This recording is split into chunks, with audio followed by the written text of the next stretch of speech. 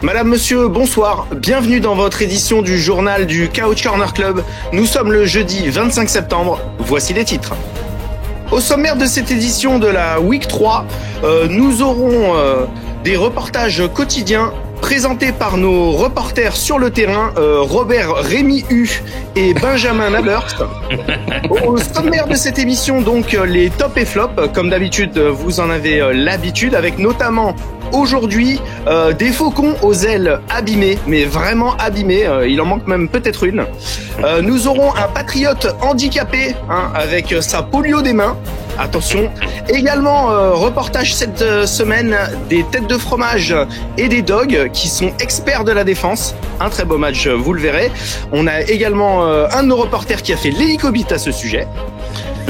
Également dans cette édition, l'arbitrage avec un débat mené par nos experts sur place.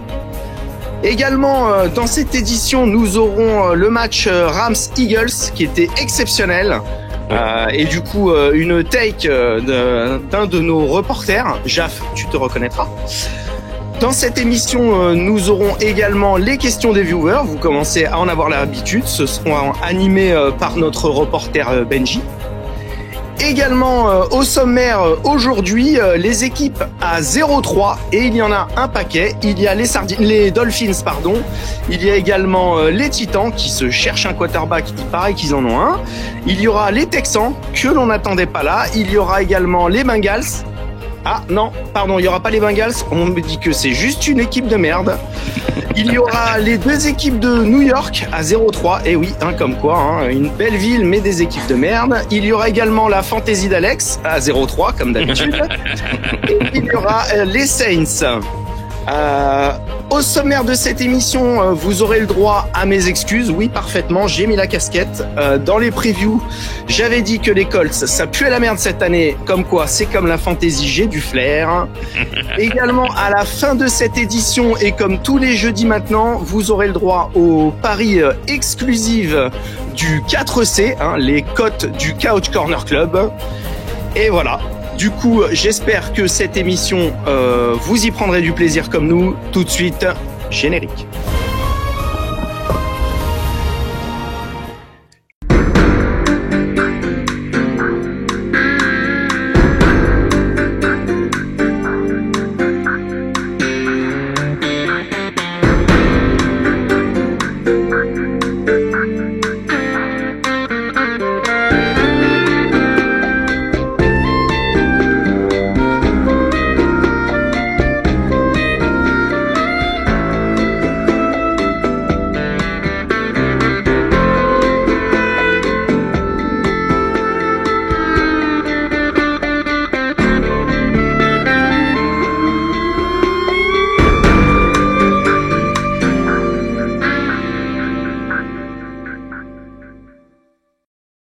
Du coup, première question, avant qu'on commence l'émission.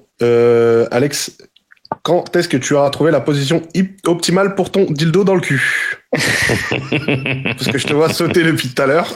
Toujours. C'est pour éviter les fumbles de Steven Fun.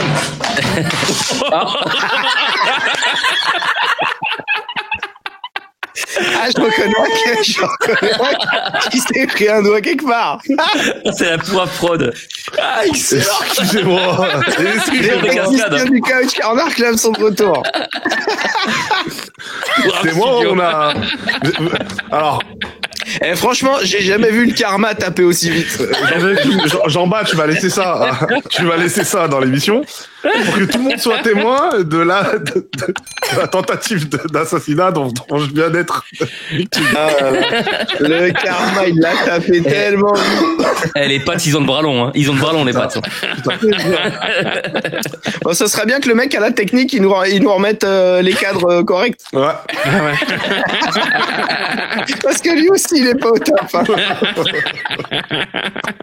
Oh là là, pour Du coup, trêve de plaisanterie. Donc, juste avant qu'on commence l'émission réellement, je vous rappelle que ce soir, donc ce jeudi 25 septembre, je serai en live and direct avec notre ami Jean-Baptiste Foulard et qui est Boss pour le match entre les Seahawks et les Cardinals. Il y a un monde où je serai aussi en live sans boss cette fois-ci, puisqu'il n'aime pas trop la NFL, pour le match entre les Steelers et les Vikings à 15h30 dimanche. 15h30 dimanche, c'est le match de Dublin. Notez-le. En ce qui concerne le Red Zone, on les fera plus. Parce que nous avons notre ami Mathieu Van Boll qui les fait et très très bien. Donc on a pris la décision de lui laisser la place et de vous encourager à aller voir ses lives parce que c'est très très cool la manière dont il réacte au Red Zone. Et nous on fera le maximum de Night Football en fonction de notre calendrier entre Boss et moi. Donc voilou. J'ai oublié quelque chose? Oui, un grand merci les gars pour tous vos commentaires sur les vidéos, sur les précédentes vidéos et sur les subs que vous avez fait lors du dernier live. On n'y a pas eu pas moins de 31 subs lors du dernier live. Merci à tous donc, les gars. Ça soutient la chaîne, c'est kiffant. Un gros big up à vous, un grand merci et c'est grâce à vous qu'on est toujours là quoi. Donc force à vous, continuez et merci infiniment quoi. Et puis sachez que ces 31 subs permet donc à nous quatre de recevoir une prime de la part du CCC. Donc ça fait super plaisir. Par contre, on nous a dit que les primes il paraît que cette année le boss il va les vous envoyer à Joe Burrow pour sa ligne offensive. Ah, j'ai pas eu la même info. J'ai pas eu la même info. Moi, l'info que j'ai eue, c'est les infos que j'ai eues, c'est qu'elles arrivaient en même temps que les casquettes de Brooklyn Fizz gagnées par les gagnants de l'année dernière. On va tous se faire striker, les gars. On va tous être ban. Bon, allez, tout de suite, on va passer à l'émission avec les top et flop. Ouais. Rémi, je te donne la main. Flop. Allez, c'est parti les gars. Allez, aujourd'hui on va commencer avec le top de Benji. Donc moi ce que je vous propose c'est je vais faire ma petite présentation et puis après on reviendra. Vous donnerez vos avis sur les tops et les flops. Donc le top de Benji, ce sont les Chicago Bears. C'est étonnant mais voilà. Donc ma petite intro sur ce match, rien de tel que d'affronter les DB de Dallas pour se mettre en confiance. Si les Giants ont pu en profiter la semaine dernière sans ramener la win, les Bears de Caleb Williams n'ont pas été aussi généreux. Le QB fait son meilleur match NFL, 19 sur 28, 298 yards, 4 TD, et c'est toute l'attaque des Bears qui revit. Odunze, Moore, Kmet et Luther Burden ont tous scoré. La défense des Bears provoquera en plus un fumble sur Javonte Williams, magnifique. Fumble immédiatement recouvert. Ah bah il lui pique la balle des mains quoi. C'est ça. Donc un fumble et 3 interceptions. Match sur référence contre une faible, mais très faible équipe de Dallas. Très vite pénalisé par les blessures de CeeDee Lamb et de Booker. Ah, il s'est fait la cheville, le pauvre. Ouais. High ankle sprain. 3-4 semaines au moins. Si les Bears peuvent se mettre définitivement en route pour valider une de mes takes, une de mes alertes huissiers, ce serait bien. Va pas trop vite en besogne, toi. Il est loin le top 10 défense encore. Top 10. Non, top 10 attaque. Ouais. Attends, 31 points, voilà. Donc Benji, vas-y, qu'est-ce qui t'a plu dans ce match? Est-ce que c'est la performance de Caleb? Est-ce que c'est tout Chicago? Alors, je vais pas m'enjailler parce qu'ils ont réussi à, comme tu l'as dit, marquer des points à une très faible défense de Dallas. Oui. D'ailleurs, on remerciera tous jamais assez, nous, les supporters de la NFC Est. Dallas, merci pour le trade de Micah Parsons, parce que il cachait vraiment la misère, hein. Et nous, on kiffe. Merci Jerry. Merci. Merci encore. Je vais pas m'enjailler parce que voilà, ils ont éclaté une faible équipe de Dallas, mais c'est juste mentalement, avec la branlée qu'ils avaient pris à Détroit, je trouve qu'ils ont quand même bien répondu. Et c'était pas forcément le cas. Je sais pas si vous vous rappelez l'an dernier, mais c'était une équipe qui était en progression. Et puis ils ont perdu ce match à Washington là, avec la Hail Mary et toutes les s'ensuit. Et derrière ils se sont effondrés mentalement et ça a niqué leur saison. C'est ça. Et vraiment la branlée qu'ils ont pris aux Lions. En plus les Lions qui sont à moitié foutus de leur gueule en deuxième mi-temps, en faisant des triplés de partout et tout. Enfin, donc voilà, la réponse mentale au moins, la solidité. Et ils sont sauvés leur saison parce que bon à 0-3 ça pue la saison. J'en sais quelque chose. Non, là, ils lancent leur saison et puis prochain match contre Las Vegas, donc ils ont toutes leurs chances aussi. Voilà. Intéressant. Et puis on a revu des systèmes, des petits trick plays. On a vu une Philly Flaker qui faisait bien plaisir. Même si DeAndre Swift n'est pas un bon passeur. Ouais, il lui balance la balle n'importe comment. Le canard boiteux qu'il lui donne. D'ailleurs, DeAndre Swift, c'est mon seul, le jeu de course en général, c'est mon seul bémol. Ça marche toujours pas, quoi. Non. Et c'est pourtant important pour le moment, dans le système et c'est important de Ben Johnson, c'est important. Et de toute façon, DeAndre Swift, j'y crois plus. Non. À mon avis, je serais pas surpris si Chicago à prochaine draft, ils vont aller chercher un running back. Je vous dis. On a enfin vu une belle performance de Caleb Williams. Oui. Enfin, on a vu un match où tout son potentiel, il s'est exprimé tout le long du match. Et ça, c'est intéressant. Premier match de sa carrière où il prend pas de sac. C'est ça. Ouais. Bon, c'est pour vous dire la faiblesse du pass rush de Dallas. Oh putain, ouais. Il y aurait eu personne, c'était pas la même. Merci Jerry. Merci. Bon, du coup, est-ce que tu penses que Boss, un jour, il va nous dire que Caleb Williams, il est trop fort? Moi, je trouve que vous enflammez un peu trop sur Caleb Williams. C'est ce que j'allais y venir. C'est mon avis. premier gros. Je viens de répéter que c'est la faiblesse de la défense. En France. Ouais. Mais bon, ils ont de la chance. Ils affrontent une défense tout aussi faible cette semaine. Voilà. Par contre, c'est une défense où il y a au moins un pass rusher. Ouais. Après, on peut dire que Chicago est une meilleure équipe que New York puisque Chicago arrive à gagner ce genre de match, quoi. Wow. Pour l'instant. Oh, la balle direct. Ça, c'est cadeau. Non, mais il peut fanfaronner, c'est la seule semaine où il pourra fanfaronner de la saison. Ouais, D'ailleurs, moi, je suis pas le seul, hein, mais on y viendra plus tard. Mais je soupçonne que ce match ait pu être truqué. Et la NFL a lancé une investigation là-dessus. Allez, ça y est. Ça y est, il y a une branlée et le match est Allez, truqué, on quoi. donne la parole. Non, je parle pas de branler. Je parle pas de branler. Je parle pas de ce match-là. Ah, tu parles encore du Super Bowl, toi? Les Chiefs ont encore été volés, quoi. Oh, merde. T'es encore là-dessus. Oh. Je vois pas de quoi vous parlez. Alex, tu veux rajouter quelque chose sur la performance? Non, moi je voulais juste signaler la bonne prestation de Caleb Williams et puis le fait que aussi défensivement ils ont réussi quand même à t'as parlé des turnovers, des pertes de balles adverses, donc c'était plutôt pas mal franchement. Oui. Au moins un bon match abouti de Chicago de bout en bout. Et des deux côtés du terrain. C'est assez rare pour le souligner. Voilà, c'est ça. Des deux côtés du terrain, enfin une prestation convaincante, même face à une adversité faible, voire très faible. C'est bien. Rémi va pouvoir nous rabâcher sa hype de la saison encore une semaine au moins. Donc c'est plutôt pas mal. Et puis tu parles des deux côtés du terrain, mais est-ce qu'il y a vraiment une gloire à en tirer quand tu joues face à un quarterback qui fait du cécifoot? La fameuse théorie de Jaff. Moi encore une fois, moi je te l'ai dit. Alors même si Dallas n'a pas montré grand chose sur ce match, mais voilà, Chicago a été chercher ce match. Il y a un match NFL, faut aller le chercher. Donc ils ont été chercher et de la bonne manière. Il y a des équipes aujourd'hui, franchement lors de cette week, il y a des équipes qui étaient bien plus moches et bien plus pourraves que Chicago. Ah, on en a vu. Oui, j'en connais une qui se fait shutdown par Dallas. Hein. Donc voilà, c'est ça. Donc et ce qui est bien, c'est que voilà, ils ont eu deux matchs assez compliqués, enfin surtout le dernier contre Détroit. Et là, comme le dit Benji, c'est bon pour la confiance et ça va peut-être enfin les débloquer, les relancer dans la saison. Surtout que les résultats dans les autres matchs sont pas si mauvais. Enfin voilà, il n'y a pas d'équipe à 3-0 dans leur div, donc c'est bien. Ça laisse pour Chicago, c'est vraiment une bonne victoire pour la confiance et le fait qu'il y ait d'autres résultats en leur faveur, et ben voilà, la saison est lancée. Donc let's go maintenant. Les garçons, un petit mot pour Dallas maintenant. C'est de la merde. C'est à chier. T'as plus du cul. La saison va être longue. Il y a plus si dilemme en plus. Il y a plus si on a senti la différence, hein. Quand il s'est blessé, on a senti la différence. Et la ligne offensive entre 2 et 4 semaines d'absence pour Sidilem apparemment. 4 minimum. Et c'est une high ankle sprain. Et pour rappel, ils avaient déjà perdu Cooper Beebe la semaine dernière. Ouais. Et là, ils ont perdu Tyler Booker. Donc t'as déjà 2 linemen titulaires en moins. Plus ton receveur numéro 1.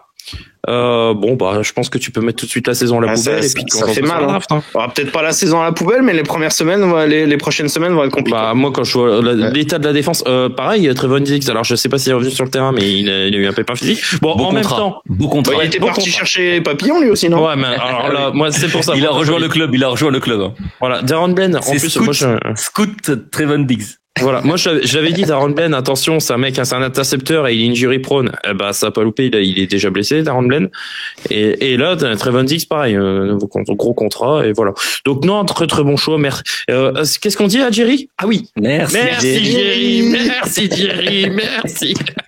Moi, ce qui me fait surtout peur, c'est que moi, l'image qui m'a marqué, c'est George Pickens qui pète un câble sur le terrain. Vu que c'est un joueur qui ne pète jamais de câble d'habitude, ça sur le terrain. Enfin, sur la sideline plutôt, sur la sideline. Non, normalement, c'est sur le terrain qu'il pète un câble. Et là, c'était sur la sideline. Donc ça m'inquiète un peu, ouais. Ouais, c'est un mec qui a autant de maîtrise de soi que lui. Bah oui. Et puis prix Nobel de littérature. Il transpire l'intelligence. Bon, je pense qu'on a fait le tour sur ce match, les gars. Allez, go. Prochain top, on va aller du côté de JAF, parce que JAF s'est enfin rendu compte qu'il y avait vraiment deux équipes dans cette division qui jouaient au football, contrairement à deux autres, dont la sienne. Donc le top de JAF, c'était le match entre les Chargers et les Broncos. Il a pu voir à quoi ça ressemblait du football dans cette division en ce début de saison. Duel vraiment haletant et serré, victoire 23-20 des Chargers de Los Angeles. Un match intense, physique, un joli chassé-croisé nous donnant un grand suspense. Si les stats sont en faveur des Bleus, 376 yards contre 265, 29 premiers downs, contre, moi j'ai mis 9, je crois que c'est 19, je me suis peut-être trompé. 8 sur 17 en troisième tentative contre 2 sur 13, et même 36 minutes de possession contre 23. En fait, les Broncos ont toujours été là. Grâce à une défense incroyable, un fumble provoqué, une interception, des performances majuscules pour Brandon Jones, 6 plaquages, 5 assists pour plaquage, plus une interception, et Alex Singleton qui a été très bon, 4 plaquages, 8 assists de plaquage. Mais moi c'est surtout les 5 hits faits par Nick Bonito qui m'ont impressionné. Entre lui et Jonathan Cooper, je les ai trouvés partout. Moi, la défense des Broncos, elle m'a vraiment impressionné. La semaine dernière, je considère que c'était peut-être un match sans. Mais alors, la défense des Broncos, ils ont mis une pression. La ligne offensive des Chargers, ça a été en souffrance. En début d'année, tout le monde a dit que la défense des Broncos, serait parmi l'élite. Hein. Ah non, mais là, ils ont fait vivre un enfer à la ligne offensive des Chargers, qui est plutôt bonne, qui est même bonne, on va dire, à part le côté 3 avec Pimpkins, qui est pour moi le maillon faible. Mais d'ailleurs, j'aimerais bien que les Chargers, à l'image de Laurence Boccolini, lui disent au revoir. Mais bon, ça c'est un autre débat. Mais non, j'ai adoré ce match. Et moi, ce match, en fait, c'est joué sur un QB et un drive magnifique de Justin Herbert pour Keenan Allen. La passe est incroyable. Comme en première week. Ouais, mais il y a très peu de chances que cette passe aboutisse. Quand on voit la séparation, parce que Keenan Allen est marqué quasiment tout du long. La position. Keenan Allen, ça reste Keenan Allen. Voilà, la position, le QB est mobile. Non, franchement, la passe est juste incroyable, quoi. Donc, franchement, Justin Herbert, qui est très très bon depuis le début de saison, on peut en parler comme potentiel MVP, même si c'est un peu tôt, mais c'est au moins. Mais Boss, il va kiffer cette émission, hein. Herbert. Non, mais je suis désolé, Herbert, depuis le début de saison. On va parler de Kyler Murray ou pas? J'en dirai un mot tout à l'heure, mais vite fait. Mais Herbert, pour moi, il est top 5 QB là sur ce début de saison. Hein, oui, top 5, pas top 1. Ouais. Il y a qu'un seul top 1 cette année. Me dis pas Patrick Mahomes. C'est Josh Allen. Non, c'est pas Patrick Mahomes, c'est pas Josh Allen, c'est pas Lamar Jackson, c'est Indiana Daniel Jones. C'est pas bien tourné. Non, mais ouais, Thank you, Giants, thank you.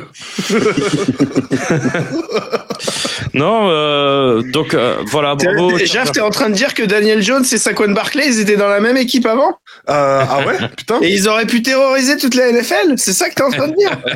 J'espère juste une chose. C'est bizarre, quand même. Hein. J'espère juste une chose, c'est qu'il n'y avait pas Xavier McKinney dans cette équipe. Love. L'équipe de All Pro, quoi. Ah ouais. Non, moi je retiens sur ce match, c'est pour ça que je vois les Chargers un petit peu devant par rapport aux Broncos, où je trouve que il y a un bon niveau mais ça stagne. Peut-être par rapport au QB, je vois que Bonix par exemple n'a pas réussi à faire ce drive où il a été plutôt imprécis dans les longues passes, notamment pour Marvin Mims ou la dernière pour quarterback qui est un petit peu plus jeune aussi. Hein. Peut-être, mais c'est pour ça que je vois les Chargers. Pas en âge.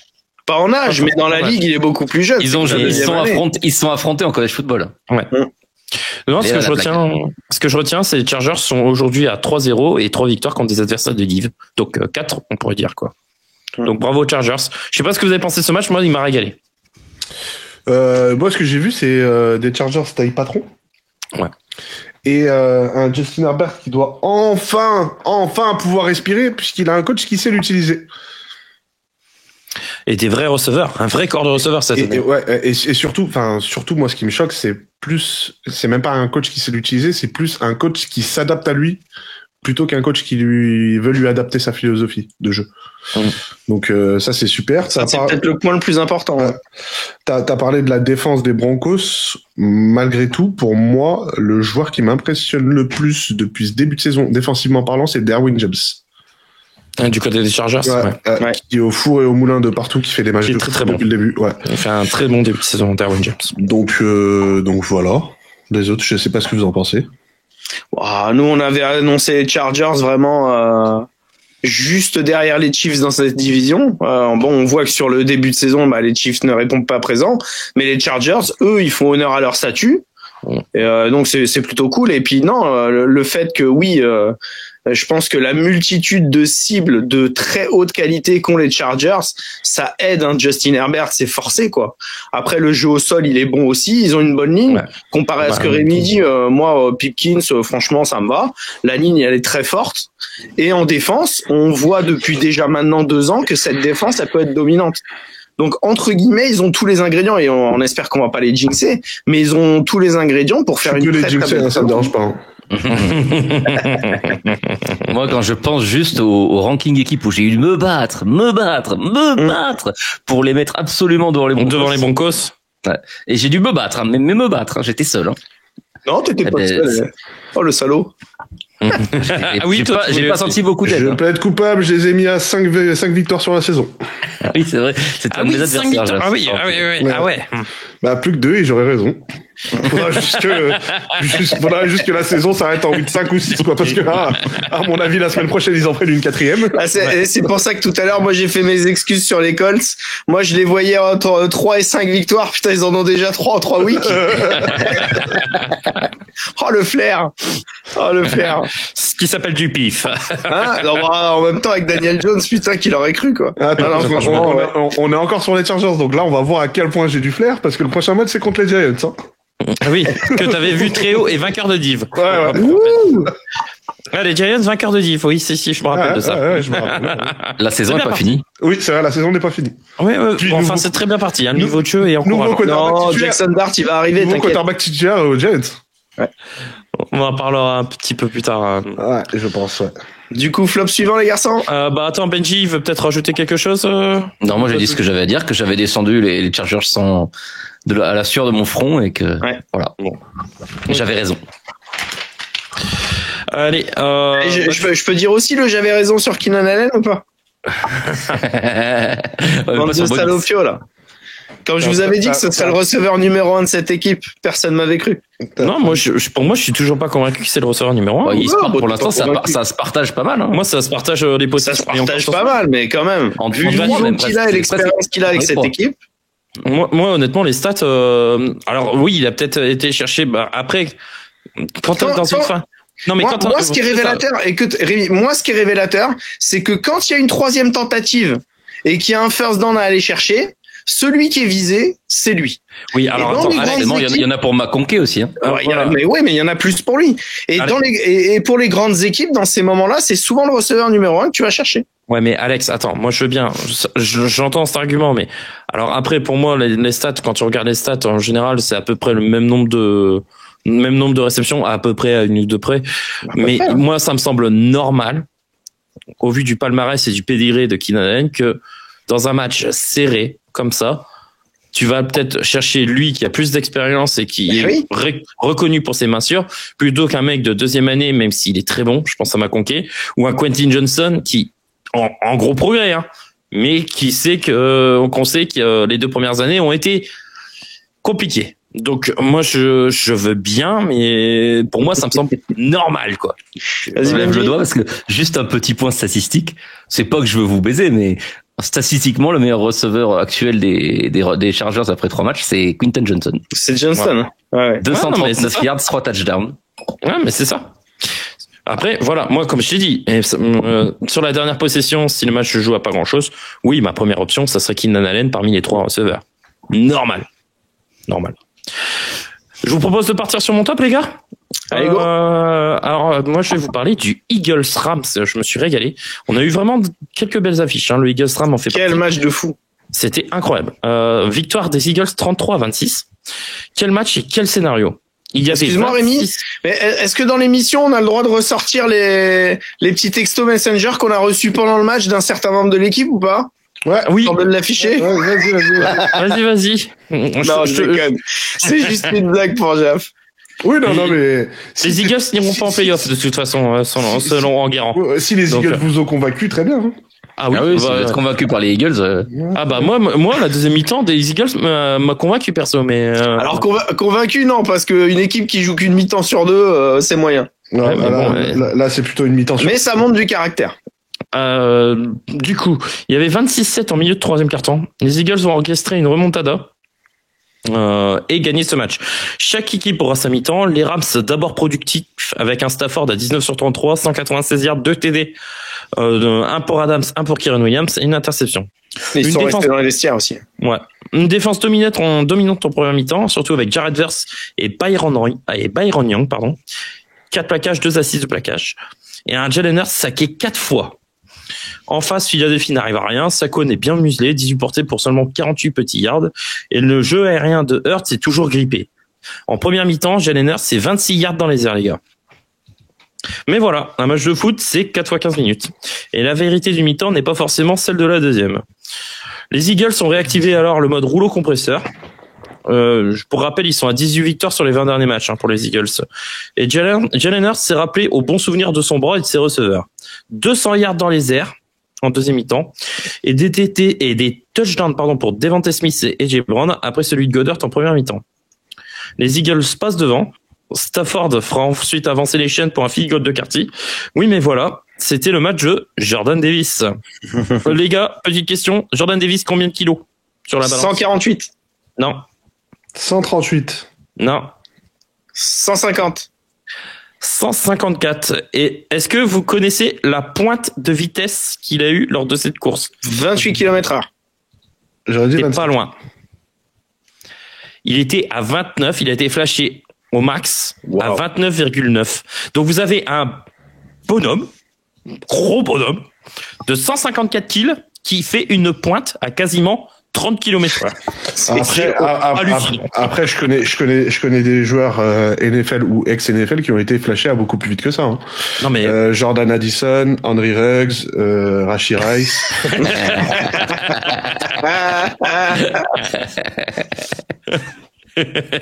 Oui. Non, mais moi, juste, Jordan Davis, il a été très très bon. Il finit vraiment un match solide défensivement. Probablement son match référence. Et moi, cette pointe de vitesse pour le retour de coup de pied qui, je trouve incroyable. Fallait pas se mettre devant. Hein. Coup de pied qui bloque lui-même en plus. Ouais. Et je pense que Geno Smith aurait été là, il aurait fait oh my god, oh my god. D'ailleurs, en parlant de quarterback qui voit la mort, Jalen Hurts, il va passer par-dessus la troisième carte tous les matchs ou pas?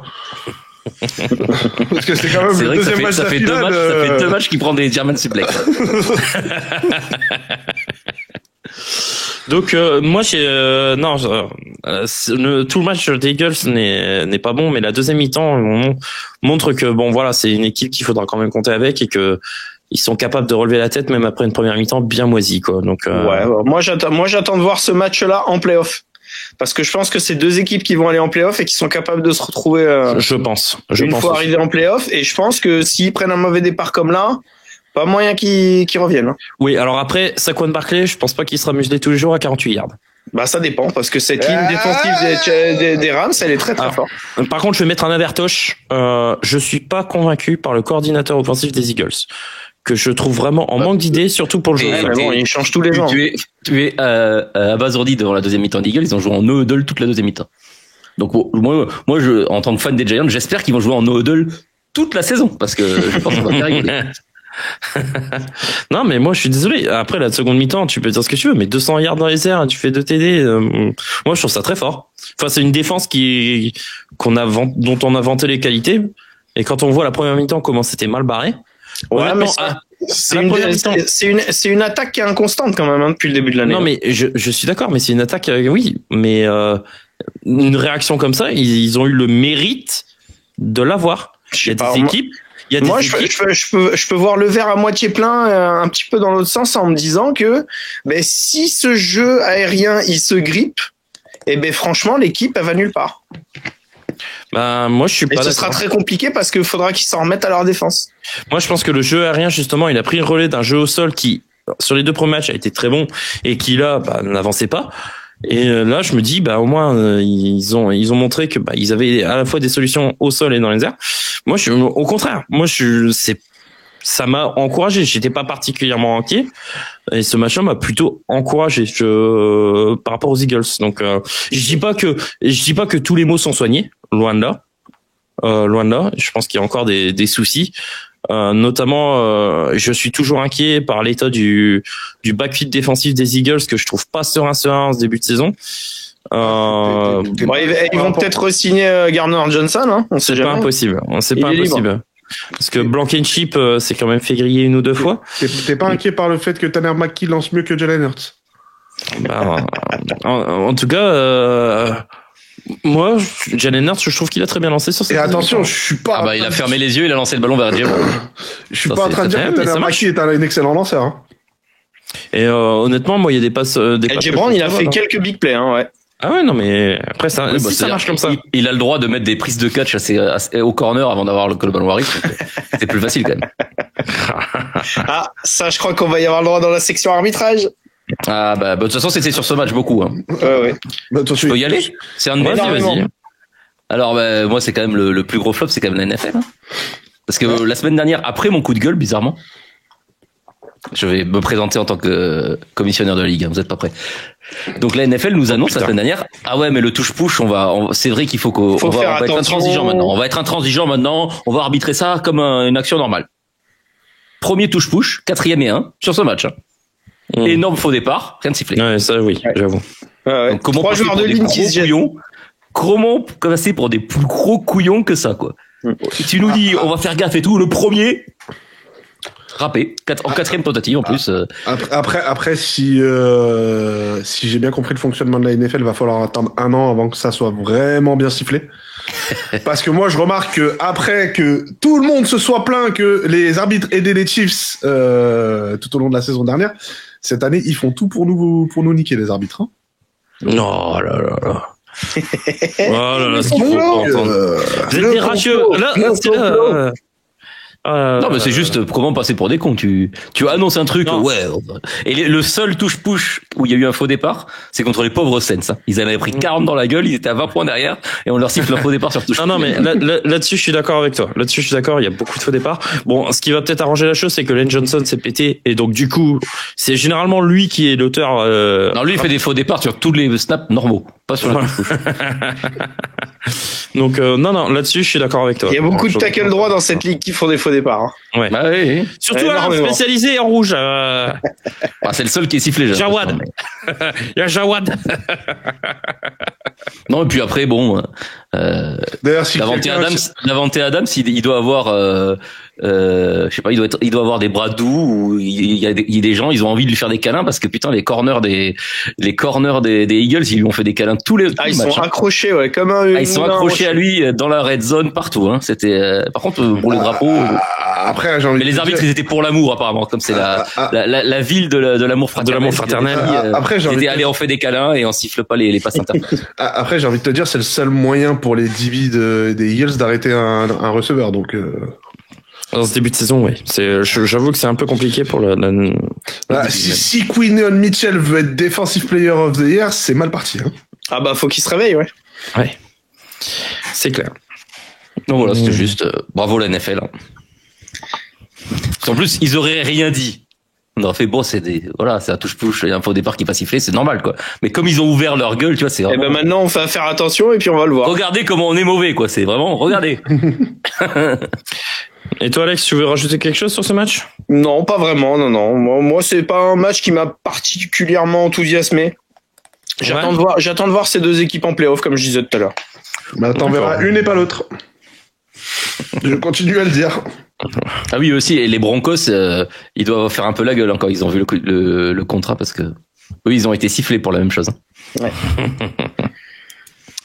Ok, ça marche. On va passer au dernier top. Et ce top, c'est le match qu'on a eu entre les Lions et les Ravens, le top d'Alex. Du coup. J'attendais ce match moi avec beaucoup plus d'impatience, ouais. Oui, non mais pour avoir confirmation sur une équipe et entre guillemets aussi sur l'autre. Ouais, moi j'avais des doutes sur une équipe, aucun doute sur l'autre, donc. Et voilà, et tout s'est passé comme prévu. Ouais, bah du coup, moi, donc je voulais vraiment voir si les Lions allaient bien rebondir et si leur jeu était vraiment aussi flamboyant que l'année dernière. Et du coup, c'est exactement ce qui s'est passé, quoi. Les Lions, en termes de jeu de course, c'était affolant. Ils ont mis 224 yards à l'équipe de Baltimore. Attends.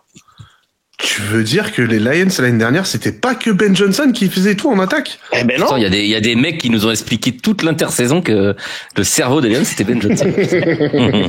Et du coup, non. Donc 224 yards. Ils ont bien vu qu'en fait ils ont ciblé que Madubuike n'était pas là côté Ravens. Et du coup, ils ont couru. 38 courses pour 28 passes. Et en vrai, quand t'as Sonic et Knuckles, il y a tout qui passe. Hein. Donc voilà. Knuckles il était en forme particulièrement. Comment? Knuckles il était en forme particulièrement. Ah, il était très très très en forme. Il était beau sur ton banc en fantasy, non? Il était beau sur mon banc en fantasy, putain. Sur mon banc en fantasy, j'avais Phantom et Montgomery. C'est sympa, hein. 59 points, les gars, sur le banc de touche. Tu comprends pourquoi je suis à 0-3? Le manager de l'année, je vous ai dit. Et pourtant, t'as fait une bonne draft, hein. Du coup, le jeu de course, ce qui a été affolant, c'est qu'ils sont allés 11 fois en red zone. Et sur les 11 fois en red zone, sur les 11 courses qu'ils ont eu en red zone, il y en a eu 4 pour touchdown. Et 2 pour first down. Donc franchement c'était incroyable. Donc 2 touchdowns chacun pour Montgomery et pour Gibbs. Du coup on sent que cette attaque elle est vraiment rodée quoi, au même level que l'an dernier, et ça vraiment ça en fait une des places fortes de la NFC. Donc il y en a certains qui avaient des doutes, c'est vrai qu'ils ont perdu un match sur le début de l'année, mais en vrai cette attaque elle va les porter, je pense qu'elle va les porter jusqu'en playoff facile et même pendant les playoffs. Donc voilà, moi ce que j'ai beaucoup aimé aussi sur ce match-là, c'est la 4e tentative qu'ils ont à un moment donné en 4e et goal. Et ils font un espèce de petit trick play là pour aller marquer à la course Jahmyr Gibbs du coup. Et franchement ça c'était incroyable. Donc c'est culotté, on connaît comment il s'appelle Dan Campbell. Donc voilà, moi je suis un des premiers à dire que Dan Campbell il fait de la merde quand il arrive pas à faire ce genre de trick play, ce genre de 4e.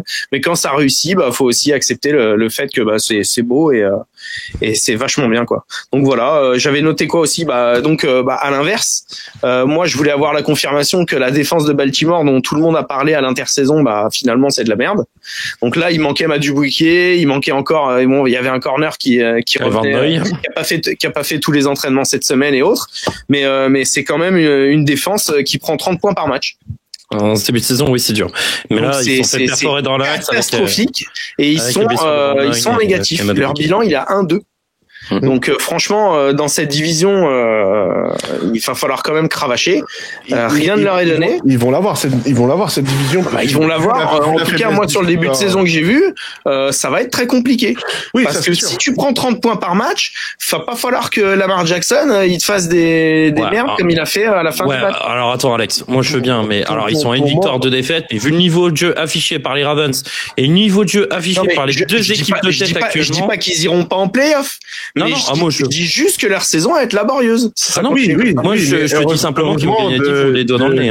De AFC Nord is the new AFC Sud. Ah oui, ouais, moi je suis d'accord avec Jacques. Le niveau de la FC Nord est pitoyable. Ouais.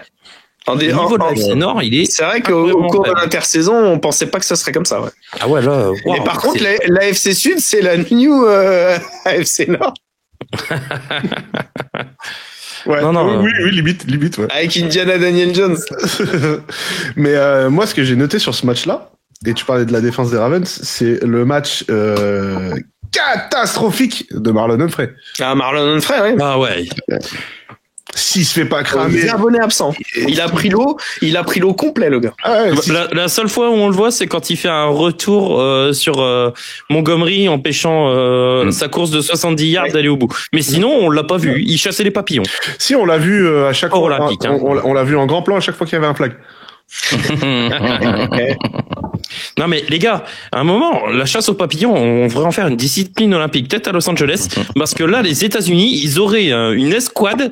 Ah Il y a du beau monde. Hein. Moi, coaché par Eli Apple. Voilà, et coaché par Eli Apple. Donc entre Tariq Woolen, Marlon Humphrey, la médaille d'or leur est assurée. Oublie pas Trevon Diggs. Voilà, c'est ça. Non, mais sacrée délégation. Hein. Et j'ai une deuxième question sur cette équipe des Ravens. C'est est-ce que Derrick Henry ne serait pas arrivé à date de péremption?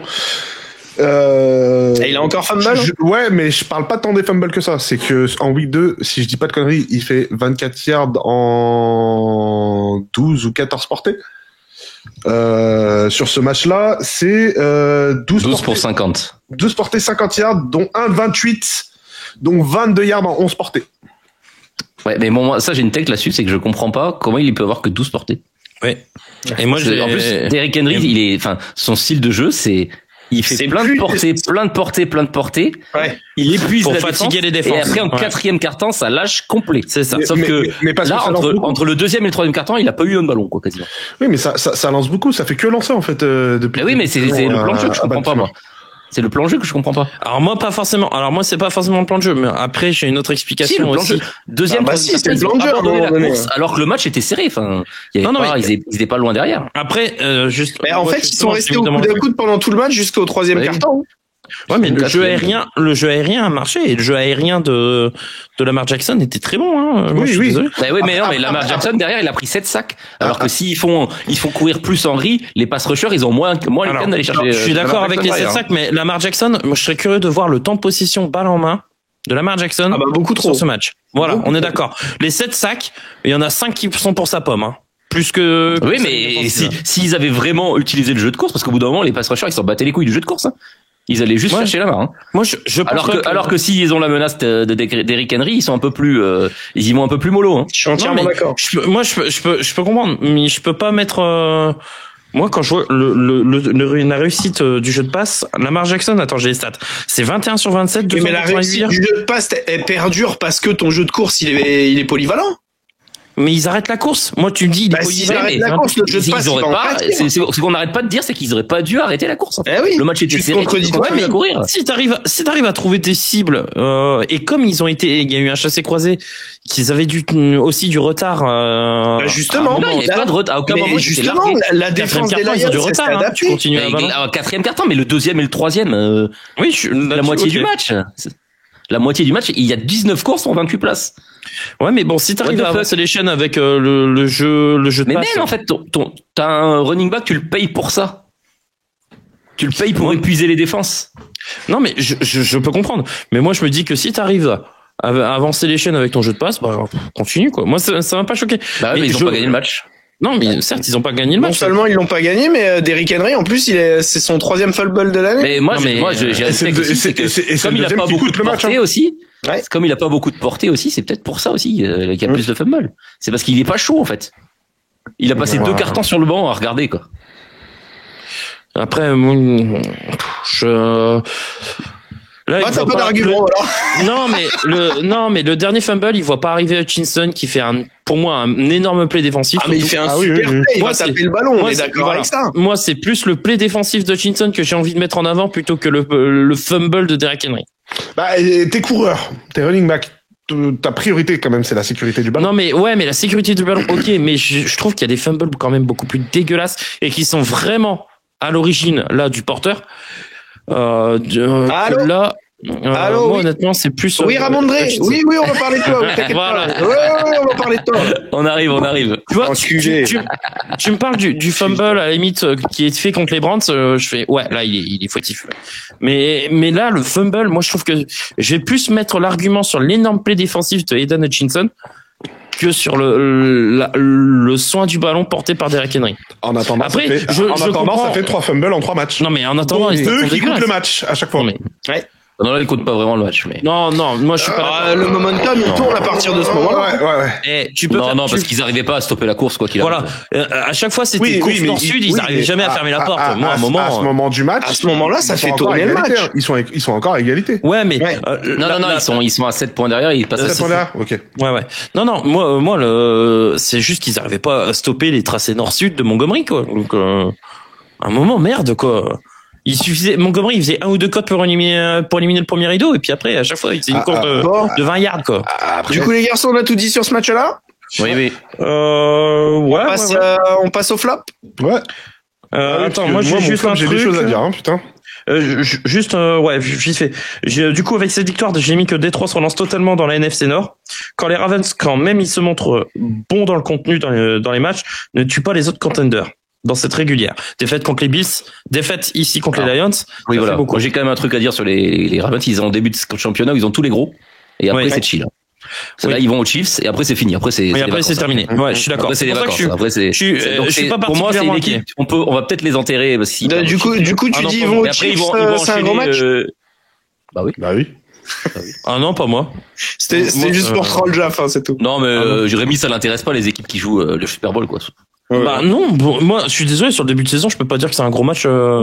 Si, quand même, arrête. Attends, mais Rémi, tu sais ce que c'est un Super Bowl? Bah, moi, en tout cas, je regarde il sait même pas ce que c'est que les playoffs. Je regarde les matchs actuels et je peux pas dire que les Chiefs se font. Si, les playoffs, il sait ce que c'est. Non. C'est pas parce que tu les joues une fois en 20 ans que tu sais ce que c'est. C'est parce que tu te retrouves par hasard que sans avoir voulu. Tu t'es trompé de porte. C'est ça. C'est pas parce que tu te retrouves par hasard dans le vestiaire des filles que tu sais ce que c'est qu'une petite culotte. Et ce qu'il y a dedans, surtout. Non, moi je suis. Non, je suis pas inquiet par les Ravens, moi, et bon, je pense que ça va vite se remettre en marche. C'est l'une des rares équipes. Ça se remettra vite en marche si la défense, elle serre la vis. Après, l'an dernier, ils avaient commencé, la défense avait été commencée de manière catastrophique aussi. Et ça, c'est peut-être un truc aussi à mettre sur le compte du coordinateur, peut-être. Ouais. Parce que quand 2 ans d'affilée, tu as ta défense qui prend 30 points par match au début de saison. C'est ça. Je pense que c'est ça. Moi, je pense que la défaite, pour moi, elle est plus sur les ajustements défensifs qui n'ont pas été faits. Voilà. Les ajustements défensifs qui n'ont pas été faits, les corners qui ont pris l'eau et surtout la défense au sol. C'est la défense au sol qui a pris l'eau, surtout. La défense au sol, le run stop, c'était dramatique. 224 yards au sol, tu peux pas gagner un match. Et après, moi, je veux bien, mais on a suffisamment vanté. On a suffisamment vanté la qualité de la défense et de la profondeur de l'effectif des Ravens. Là, ne fait que t'aies pas de solution au run stop alors que t'as Madou Bouiké absent et Kyle Van Noy absent, alors qu'ils sont censés avoir l'un des effectifs les plus profonds. Je comprends pas. Donc moi c'est pas offensivement, moi c'est plus là-dessus. C'est pour ça que je l'ai pointé du doigt tout à l'heure. Après, si ça peut rassurer les fans des Ravens, ils ont une semaine pour respirer en termes de défense au sol. Hein. Ils vont pas avoir le même niveau, en fait. Si Pacheco, Karimut et Brashard Smith remettent 300 yards au sol. On a perdu Rémi. Ouais. Il est revenu. Du coup, les flops, les garçons. Ouais. Les Packers, moi, ce que je vais retenir, c'est d'abord les premières quotes qui ont été faites en avant-match par Quay Walker et Rashid Walker. Donc les deux. Donc Quay Walker qui a dit que il y a une chance qu'ils finissent invaincus cette saison. Ça, c'était Quay Walker en avant-match. Ça, c'était avant, du coup. Il y a Texas aussi qui a parlé. Texas? Ouais. Walker. Ah oui.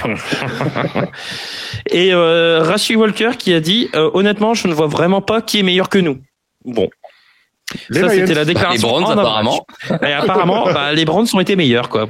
J'ai mis effet boomerang pour le tackle, car les Packers sont bien perdre contre les Browns. Des Packers suffisants et arrogants, aussi à l'image d'un coach qui a considéré la défense des Browns comme bonne, mais pas plus, quoi. Donc, il l'a bien pris en pleine gueule. Tu sens le seum de Rémi qui se libère. Ah non, moi, ça me fait marrer. 230 yards contre 221. Bon, c'était pas un gros match offensif, hein. Ah non, c'était un gros match défensif. Voilà, des Packers qui ont eu vraiment beaucoup de mal à faire avancer les chaînes. J'ai mis que, encore une fois, les Browns ont anéanti le jeu au sol adverse, un peu comme ils ont fait la semaine dernière avec les Ravens. Les Browns sont l'équipe qui encaisse le moins de yards, le moins de rushing yards. C'est la 4e meilleure équipe pour les yards encaissés à la passe, la 2e en sac, la 10e en pression sur le QB, la 1re en plaquage pour perte et la 2e en TD au sol autorisé. Ça vous met une défense à un assez haut niveau, quoi. En face, Jordan Love passant une sale soirée, il fait 18 sur 25, 183 yards, un TD, une interception et 5 sacs concédés. J'ai mis ouch, allô maman, bobo. Moi, juste la conclusion, cette défaite là, qui fait vraiment tâche, fait bien redescendre la hype qu'on a vue sur les 2 premiers matchs et l'enflammade qu'on a eue sur les Packers, quoi. Parce que celle-là, elle est vraiment pas jolie. L'inflammade que vous avez eu sur les Packers. Parce que moi, ma take depuis le début de la saison, en ayant regardé les matchs, c'est que les Packers, c'est une défense et un running back. C'est tout.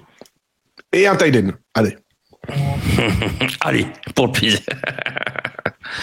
Bah... Tu vas pas loin avec seulement une défense, quoi. Non, mais je suis d'accord, mais c'est vrai que le gros point faible qu'on avait pointé à l'intersaison, c'était la ligne offensive, et là, putain, on l'a vu. Hein. Parce que là, ils sont tous passés pour des guignols, là. Et ils ont pris le bouillon. Ils ont pris le bouillon de tout le match. Hein. Rashid Walker qui l'avait bien ramené, moi j'étais mort de rire. Franchement, quand j'ai vu les codes d'avant-match, j'ai oh là là, j'espère que vous avez souffert.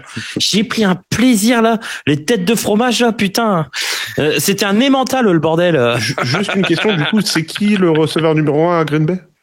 On sait toujours pas. Je crois que même eux se posent toujours la question. D'accord. Okay. Si, j'ai une information. Ce sera pas Jayden Reed, a priori, il est numéro 1 à l'hosto. Donc, voilà, choisis qui tu veux derrière. Donc, je sais pas ce que vous avez pensé de ce match et de la performance un peu immonde des Packers, les gars. Moi, j'ai fait mon... Bon, c'était pas beaucoup plus beau en face. Oui, non. Offensivement, après, c'était 2 très très belles défenses face à face, c'est surtout voilà. Hein. C'est ça. Offensivement, il y a rien à retirer du match des Browns. À part les 90 yards de... Moi, je te trouve dur parce que quand t'as des défenses qui sont aussi performantes que ces deux-là, moi, je trouve que offensivement, c'est difficile de faire mieux. Moi, je retiens que les 90 yards de Judkins sur ce match. Offensivement, j'ai rien à retirer de ce match. Il y a rien. On se demande, la question, c'est qu'est-ce que branle Flacco sur le terrain, quoi. Bah, moi, c'est ça. À quoi ça sert de mettre Flacco sur le terrain? Parce qu'en plus, c'est même pas lui qui te donne les meilleures chances de gagner, puisque il s'en bat les couilles, il envoie des interceptions à tous les matchs. C'est ça. Non, pour moi, je suis déjà en train de militer pour que ce soit Dylan Gabriel qui commence le prochain match. Donc, il fait 3,9 il y a un monde où ça va arriver plus vite que prévu, hein. 3,9 yards par passe, hein. C'est chaud. C'est dur, hein. Ça fait mal, hein. À part le premier match, il fait son âge, le papy, hein, dès qu'il doit sortir de la poche ou quoi. Wow. C'est ça. À part le premier match contre les Bengals, mais quand on voit la faible défense des Bengals, on se dit c'est normal que tu produises un peu. Mais alors après les deux matchs là contre Baltimore et les Packers, c'est un cauchemar. Hein. Oh la vache, enculé, il a rien montré. Hein. Donc voilà, faut juste le résumé de la saison des Browns, c'est Kevin Stefanski qui taille des pipes à Jim Schwartz pour qu'il lui sauve son boulot, quoi. Ouais, c'est ça. En gagnant des matchs pourris comme ça. J'aurais pas pu mieux dire. Moi, je me pose vraiment la question de est-ce que il y a un joueur des Packers qui à la mi-temps a appelé un de ses potes ou un de ses frères pour lui dire attends le 4e quart-temps, mais all-in sur les Browns, t'inquiète, ça va passer, frérot. C'est la seule question que je me pose, tu vois. Mais 10 000, t'inquiète, la cote elle sera à 40. Mais 10 000, la cote elle est balèze. Et l'interception là de Grandel Pitt, franchement, le lancer de Jordan Love, il est quand même bien dégueulasse. Oh la vache, oh le vieux. Ouais, des errements comme ça, il en a eu quelques-uns. Hein. Ah ouais, oui, régulièrement. Ouais. Ah oui, mais là, ça faisait. En plus, non, mais il était sur une grosse série là. Il était sur une série de 7 ou 8 matchs sans interception, je crois. Ouais, c'est ça. Ou un nombre de lancers sans interception. Mais celle-là, elle est bien moche. Et j'ai vu une stat d'ailleurs sur Lamar Jackson. C'est le premier quarterback qui a 9 TD, 0 interception avec un bilan négatif. Qui a perdu un match sur les 3 premiers et qui est en bilan négatif. Ouais. Parce que tous les autres, ils sont à 3-0. Putain, c'est fou. Et il a aussi dépassé Aaron Rodgers en rating de carrière. Ouais. Bon, il a 0,05 points d'avance, je crois, mais. Ouais, ça peut changer. Mais bon, après, sur peu d'années de carrière comme ça comparé à Rodgers, je sais pas si c'est vraiment significatif. Non, mais oui, mais comme il y en a qui disent que c'est un running back, le QB rating, ça prend pas encore la. Ouais, not bad for un running back. Et puis quand je vous dis qu'il est limite meilleur que Josh Allen, voilà.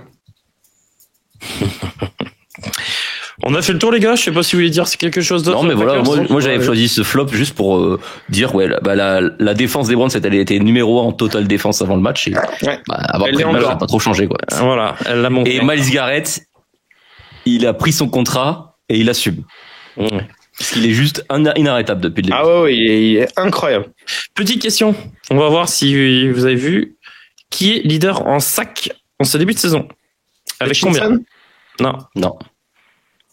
Myles Garrett est très bien classé, hein. Il est deuxième. Oui, il a 4 sacs.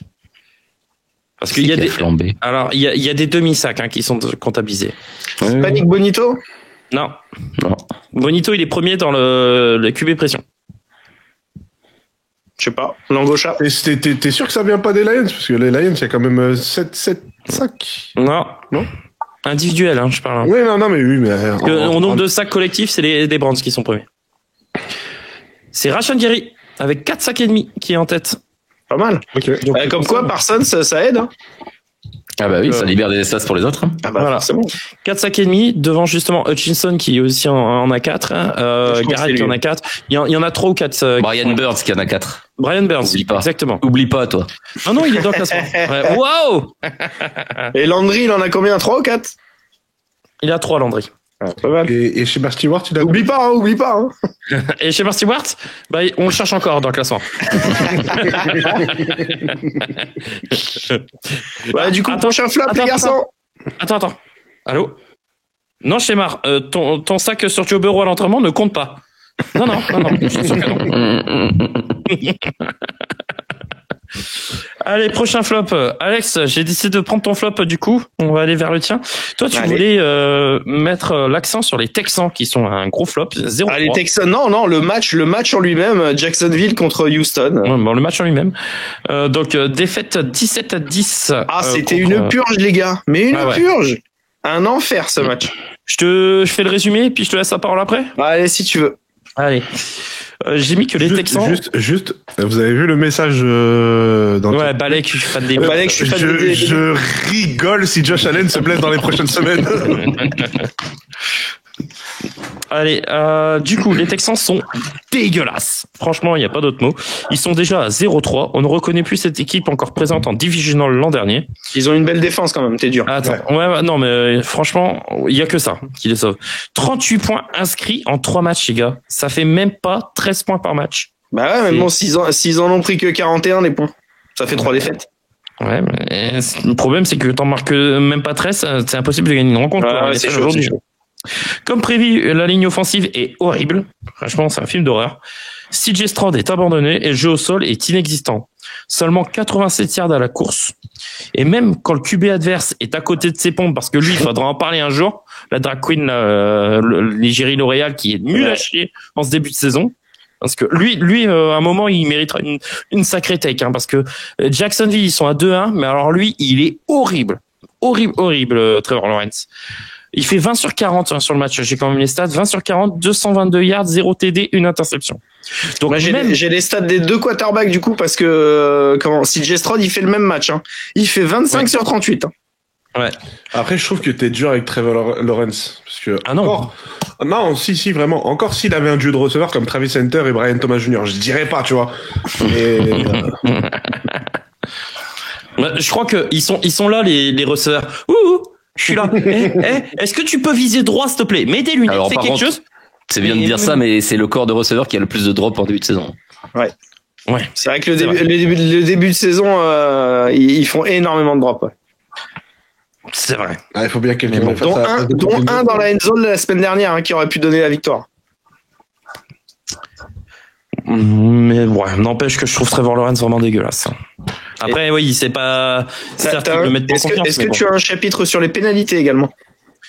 Je n'ai pas de... Parce que cette équipe fait énormément de pénalités. Pour Houston, bah, ils ont un problème, de toute façon. Houston, ils ont un problème. C'est une des 5 équipes les plus pénalisées de la ligue sur les 3 Houston, on a un problème? C'est ça. Tu vois, quand je te dis que, quand on te dit que la FC Nord et la FC Sud ont échangé les rôles, ouais. Bah, Houston est devenu Baltimore. Ouais. D'ailleurs, dans ce match-là, en parlant d'action dégueulasse, est-ce que vous avez vu le dernier touchdown de Travis Etienne, le touchdown de la victoire? Il n'y a pas un seul défenseur qui va le percuter. Ah oui, il le laisse marquer. Ouais. Non, mais il le laisse marquer. Pourquoi? Est-ce que quelqu'un a une théorie là-dessus pour avoir plus de temps. Pour avoir plus de temps. Pour avoir plus de temps, mais 7 points de retard. Ouais. Faut m'expliquer le concept. C'est une stratégie, hein. Ben vous, enfin, je veux pas te dire, mais votre équipe l'a fait au Super Bowl. C'est ça. Non, et puis ils estimaient avoir des chances avec un winning drive de CJ Stroud. Je te rappellerai pas contre qui, mais. Ah, je me rappelle pas. Matt Bradshaw. Non, je me rappelle pas. Non, mais c'est un mauvais calcul. La défense a parié sur l'attaque. La défense s'est dit c'est bon, on a nos gars qui vont jouer. Ouais, mais l'attaque elle a mis 10 points pendant tout le match. Ouais, mais je suis d'accord avec toi, mais la défense a quand même parié sur l'attaque. Les Brands pendant attends, faut que je fasse les calculs pendant 30. Putain, t'es aussi doué que boss en calcul mental. Pendant 36 minutes, ils en ont mis 0 et pendant 4 minutes, ils en mettent 13 hein. Wow, c'était dur à calculer tout ça. Alors, en plus, mon calcul, il est pas bon parce que c'est 95. Non, ça fait pas 60. Hein. Ça fait pas 60. Tu vas m'en rendre compte. Ah vache, qu'est-ce qu'il nous fait le breton là? Des cours de maths pour le CCC, des cours de maths pour le CCC. Pendant 56 minutes, voilà. Pendant 56 minutes, ils en mettent 0. Donc il est nul en calcul et il fait tomber tout le matos. Il a failli casser tout le setup.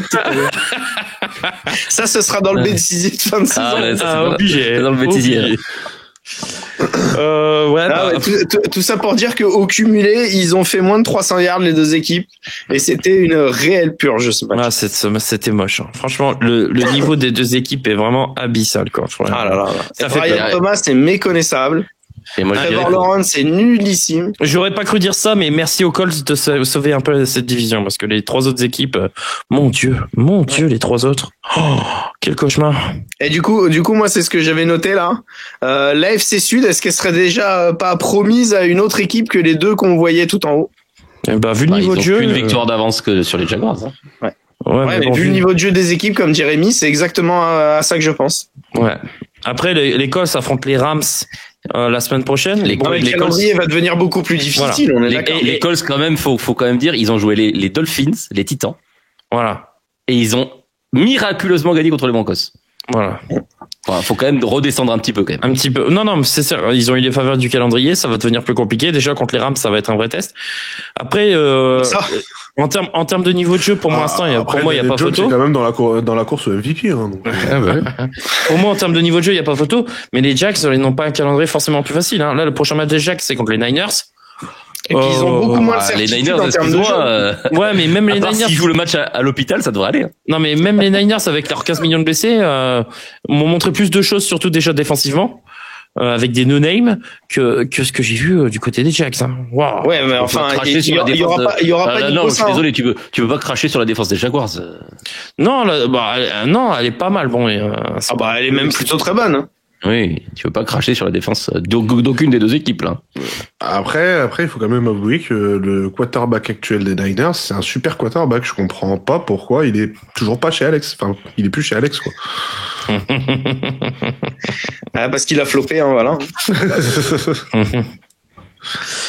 Bon, on verra, mais ouais, non, après, ça valide quand même ma théorie selon laquelle tu prends n'importe quel quarterback et tu prends même le stadier, tu le fous dans l'attaque de Kyle Shanahan, ça fonctionne. C'est vrai. Pas faux.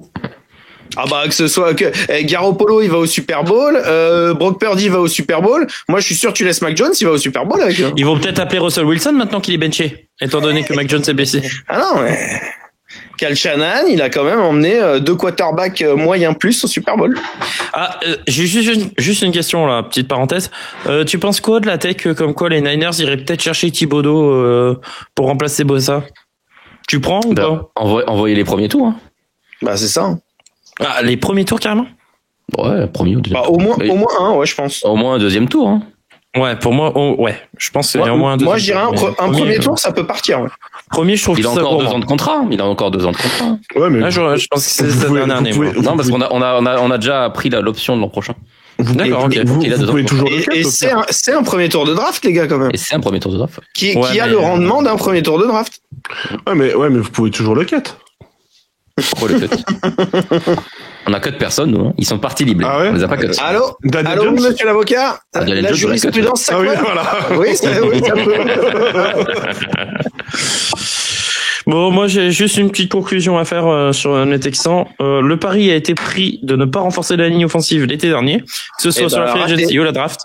Raté, vous l'avez dans le puis c'est surtout que les Texans ils sont à 0-3, ça va devenir chaud. Non, mais c'est surtout, je vois pas comment tu fais la saison avec une ligne pareille. Hein. Et prochain match contre les Titans. Hein. Si G-Stroud, ils sont en train de le péter, hein. De le casser mentalement. Hein. Parce que le mec, après 2 secondes, il sait que c'est fini et c'est la panique activée. Mais pour moi, il régresse. Hein. Ses lancers sont de plus en plus imprécis. Hein. Il régresse. Mais parce que en fait, mais il a peur.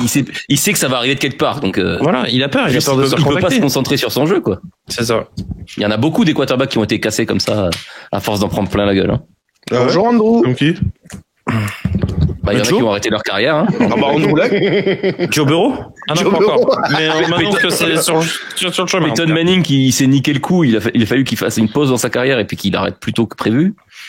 Il y en a des quarterbacks qui en ont pris trop plein la gueule et qui ont déraillé après.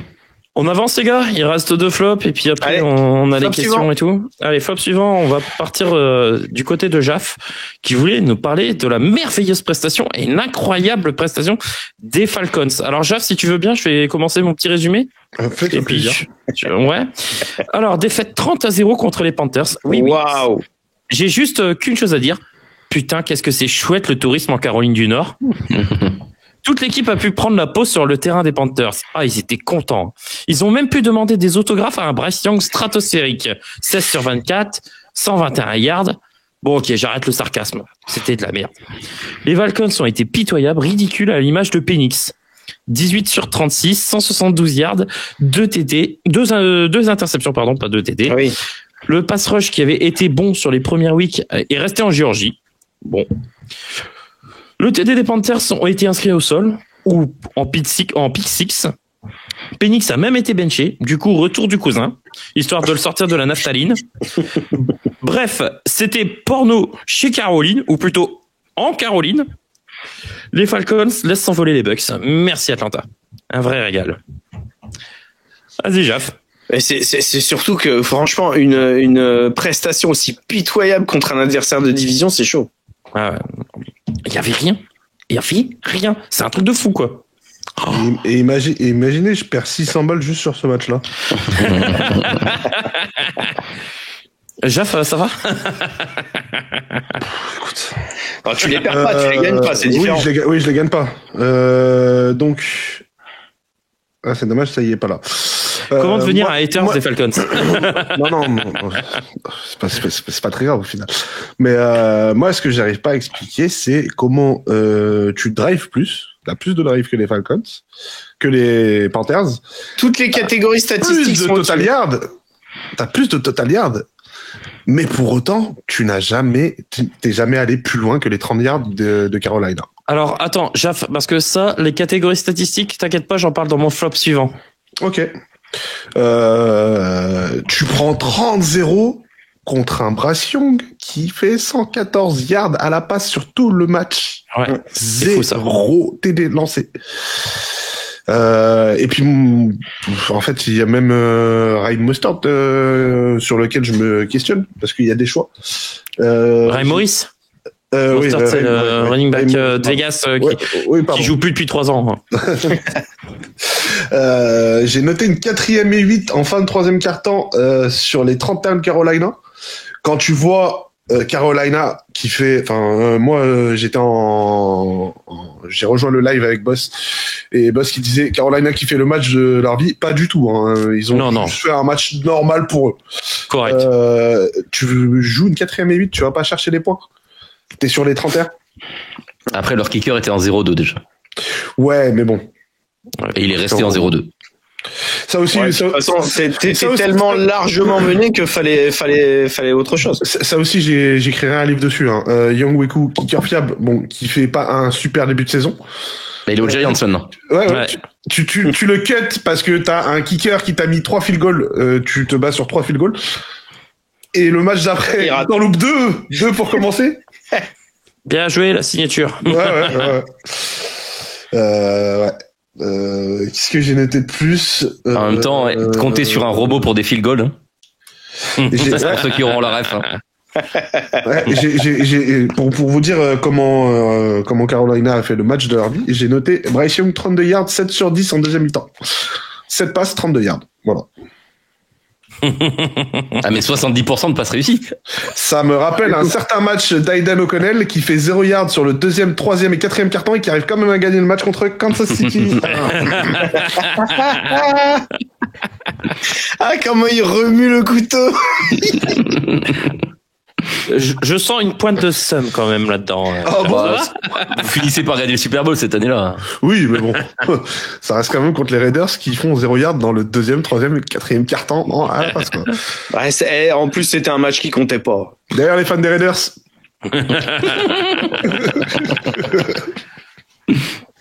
C'était un match qui comptait pour du beurre. Ouais, donc voilà, moi je comprends pas ce match-là. Si, j'ai noté aussi un muff punt que tu récupères sur les 34 yards de Carolina et tu t'en sors avec la bulle. Ouais. Ça c'est beau, et ça c'est en début de match, hein. Il y a 0-0 encore. Non, mais comme je t'ai dit, ils sont venus faire du tourisme et ils ont trouvé la Caroline du Nord fantastique à visiter et ils sont restés émerveillés par le terrain des Panthers. Eh ben écoute, j'espère qu'ils ont au moins pu faire une photo avec Michael Jordan. Et puis c'est surtout moi ce qui me choque le plus, c'est que c'est un adversaire de division qui doit être à leur portée. Et puis que ça clique pas. Et même par rapport à leurs 2 premiers matchs, le premier match ils font un bon match contre les Bucks, ils perdent. Ah mais là la défense elle était carrément aux abonnés absents, quoi. La défense elle était méconnaissable. Bah tu vois, si je dois être totalement transparent avec toi, sur mon pari, je mets Atlanta et puis je mets un handicap de 2,5 points où je me dis c'est un match de div, il peut tout se passer. Ouais. On sait jamais, tu vois. Alors, j'avais pas prévu qu'il allait tout se passer à ce point-là. Vraiment pas prévu qu'il allait tout se passer à ce moment-là, tu vois. Je peux comprendre. C'est les autres, je sais pas ce que vous en pensez, mais bon, moi j'ai fait le tour. Moi, c'est un match sans. Hein. C'est même pas un match sans, c'est un non-match. C'est pour ça qu'on en reparlera dans les pronos du 4C tout à l'heure. Ouais. Après, je pense que dès la semaine prochaine, ils vont bien se reprendre, mais ça reste que mon avis. Parce que en soi, c'est ma cote pour la semaine pro. On leur tombe dessus, mais Kyle Pitts fait pas un mauvais match, Drake London fait pas un mauvais match. Après, moi, je sais pas si AJ Terrell revient. Je sais qu'il a loupé le match, qu'il était absent. Je sais pas quelle blessure il a. Faudrait que je me renseigne. Mais bon, après, de toute façon, ils ont pris l'eau de tous les côtés. Donc, même comme j'ai dit, le pass rush qui était bon sur les 2 premiers matchs, là, totalement. Toute la défense. Oui, toute la défense. Et puis Penix, vraiment pas inspiré. Bijan Robinson, on l'a très vite abandonné. Bon, il fait ses 75 yards quand même, il est là. Ouais, mais il avait bien démarré. Mais c'est sûr que quand t'es mené 25... quand t'es mené autant, de toute façon, faut lancer. La course. Non, mais tu peux lancer, mais bon, Penix est maladroit. Et puis Bijan, il a montré qu'il pouvait réceptionner des ballons aussi. Donc, mais après... Le seul truc qui est bien, c'est que ils ont réussi à me faire croire pendant un moment que c'était Détroit avec leur maillot alternatif et Jahmyr Gibbs qui courait alors que c'était Rico Dodell en fait.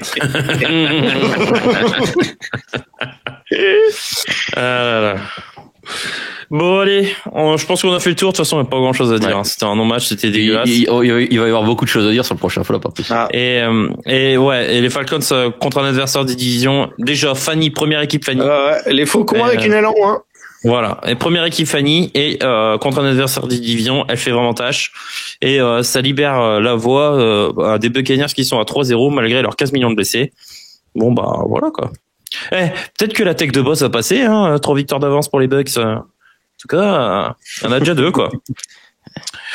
Des miracles toutes les semaines, bon. Ouais, c'est des miracles toutes les semaines. On va peut-être s'arrêter à un moment donné quoi. C'est ça. Bah déjà, il va falloir. Là, il y a 2 équipes qui font des miracles toutes les semaines qui s'affrontent. Donc, il y en a une qui. C'est les Eagles.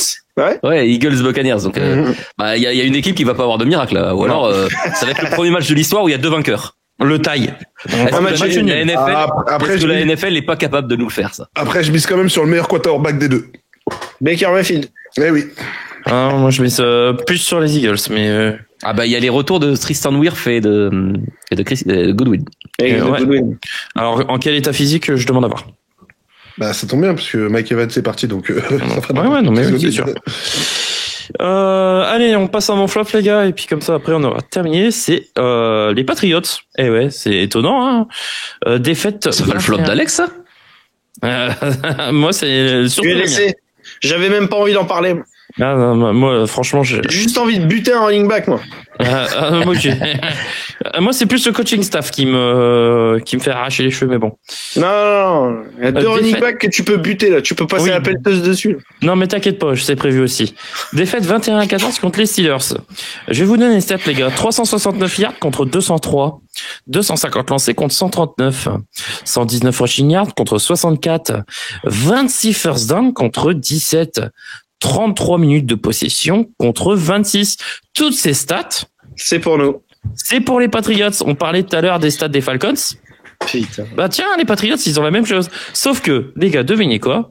Les Patriots ont aussi perdu le match. Et les turnovers aussi, ils sont en notre faveur. Ah bah non, c'est vrai, on en a paumé les ballons, putain. Donc la faute, comme tu dis, 4 fumbles et une passe interceptée. Les Pats se sont fait battre par eux-mêmes. Alors les Steelers peuvent dire merci à Vrabel de laisser Stevenson et Gibson jouer. Merci Vrabel. Merci aussi à un putain de running back qui est excellent au 2e tour et tu le fais jamais jouer, quoi. Merci aussi à McDaniel d'être aussi peu inspiré dans l'appel de jeu offensif. Hunter Henry a 8 réceptions, 90 yards, 2 TD. Mais alors après, le 2e receveur le plus visé, c'est Ramondre Stevenson. Il est receveur? Putain. C'est incroyable. Il n'a pas de main. Et après, c'est Austin Hooper. Et après, c'est Austin Hooper.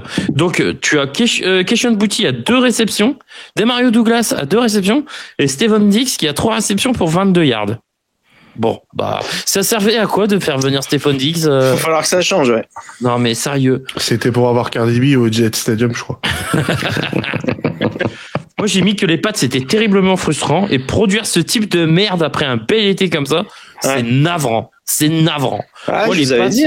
C'est vous êtes tous enjaillés. Rappelez-vous, les prévus, vous êtes tous enjaillés. Non, mais moi, j'ai enjaillé parce que l'effectif est bon. C'est juste que t'as ton coaching staff qui laisse des joueurs de merde. Ça va prendre du temps. Bah non. Il n'y a pas besoin de prendre du temps.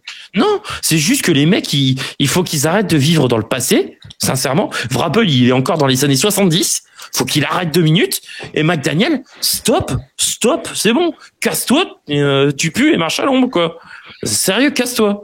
Moi, ça me saoule. Je suis pas fan des Pats, mais j'en ai marre de voir des effectifs qui sont talentueux, auquel il y a une hype, avec des jeux de merde comme ça, quoi. T'as Drake May qui a montré 2-3 trucs assez sympas. T'as un running back qu'on attend, qu'on veut voir plus. T'as tout le monde qui fait jouer ce running back. Les Pats sont pas capables de le faire. Merde. Alors qu'il est prometteur. Et puis tu vas chercher, pour une fois que les Pats cassent un peu la tirelire, vont chercher des free agents talentueux, tu les sers même pas. Vas-y, allez vous faire enculer, quoi. Vous voulez rester dans la merde. Après. Non, mais c'est bien. T'as résumé ma pensée, c'est parfait. Rémi, non, mais vous voulez rajouter encore des pics. Mais dans ce cas, dites-le avant que vous voulez encore faire une saison pour finir avec le 5e ou 6e choix de la draft. Dites-le avant, quoi. Rémi, c'est n'importe quoi. Je trouve que t'en as beaucoup trop sur la patate pour un mec qui est supporter de l'équipe qui a drafté le meilleur running back d'Ohio State l'année dernière. Justement, le meilleur running back d'Ohio State, j'aimerais bien le voir sur le terrain. Ah non, il est à Cleveland. Je suis pas d'accord. Je suis pas sûr. Tout le monde me dit que c'est Trevion Anderson le meilleur running back d'Ohio State, ce qui est fort probable, hein, je sais pas, mais pour l'instant je le vois pas. Non, après ce que j'ai vu de Christian Jenkins, parce que Jenkins c'est mon chouchou, donc. Non mais Jenkins que j'ai vu, ça me déplaît pas, loin de là. Faire 90 yards contre les Packers encore une fois, pas mal. Après concernant ce match-là, j'ai quand même une take. Moi je pense que à l'intersaison, Mike Tomlin était dans son jardin, en train de fumer un cigare tranquillement, et qui s'est dit, on va voir à quel point je peux finir une saison en positif, quoi qu'il arrive. Et que cette année, il se dit, je vais tout faire pour perdre les matchs et on va voir combien j'en gagne à la fin de la saison. C'est ma take. Bah, quand on voit le début de saison des Steelers, c'est vrai qu'on pourrait se dire ça. Hein. Ah la vache! Merci les Browns. D'ailleurs, j'ai un petit coup de gueule à passer parce que les Steelers, c'est une de mes équipes. Hein. Tout le monde me le dit. Mais ils ont couru en fait quand ils ont fait les contrats à l'intersaison. Ils ont fait les contrats au mauvais running back. Hein.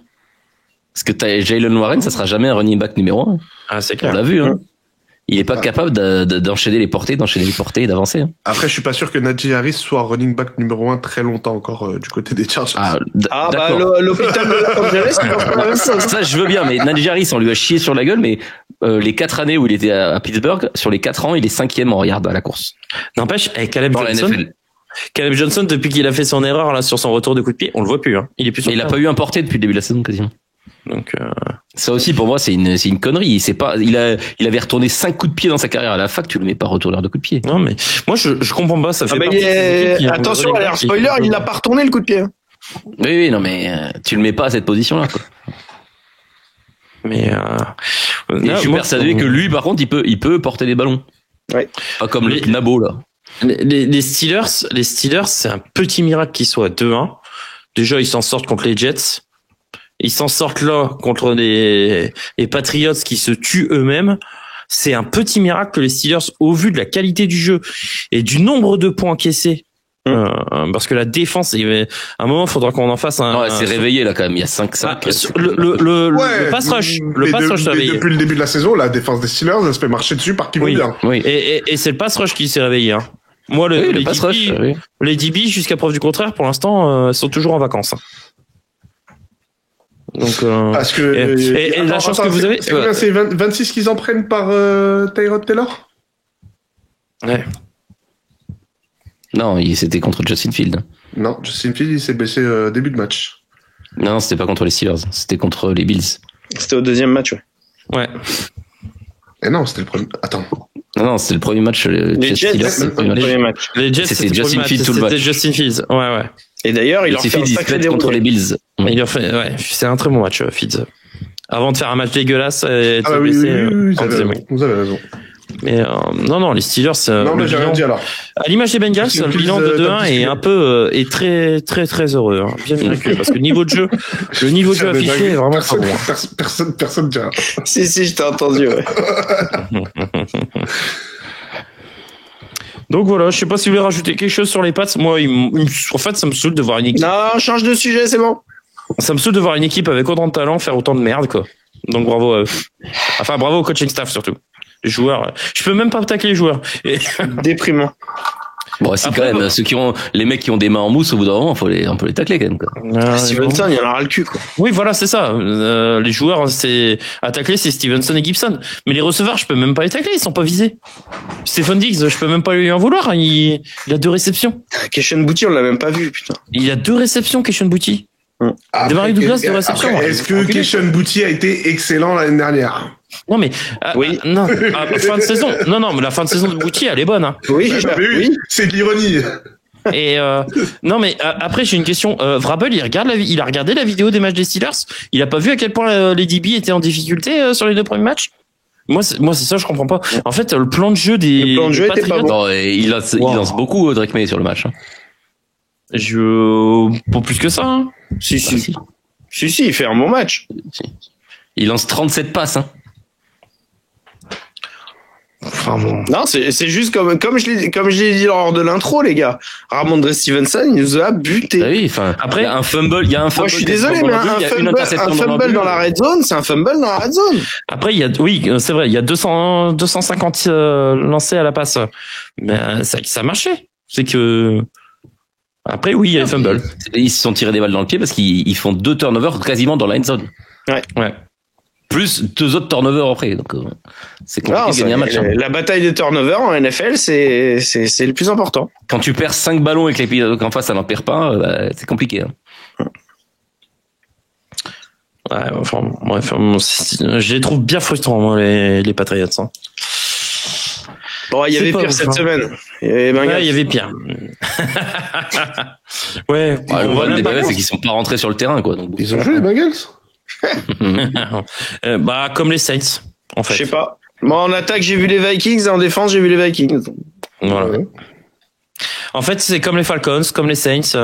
Bon, il s'est rien passé pour eux, quoi. Mais vraiment rien. Oh, les Saints, c'est courageux. Si Jake Browning se demandait pourquoi les Vikings l'ont cuté, bah, je crois qu'il a sa réponse maintenant. Ouais. Bon, voilà, on a fait le tour, les gars. On va pouvoir passer aux questions. Allez. Ouais, par contre, les gars, il nous reste 20 minutes, parce que Boss a dit, vous me faites pas une Let's go. d'une heure 50. On est à 1h30. Bah, je pense qu'on est dans le timing. Je sais pas combien il y a de questions, mais. Allez, tout de suite, les questions des viewers. Les questions des viewers. Merci. On fait même les jingles en plus. Ouais.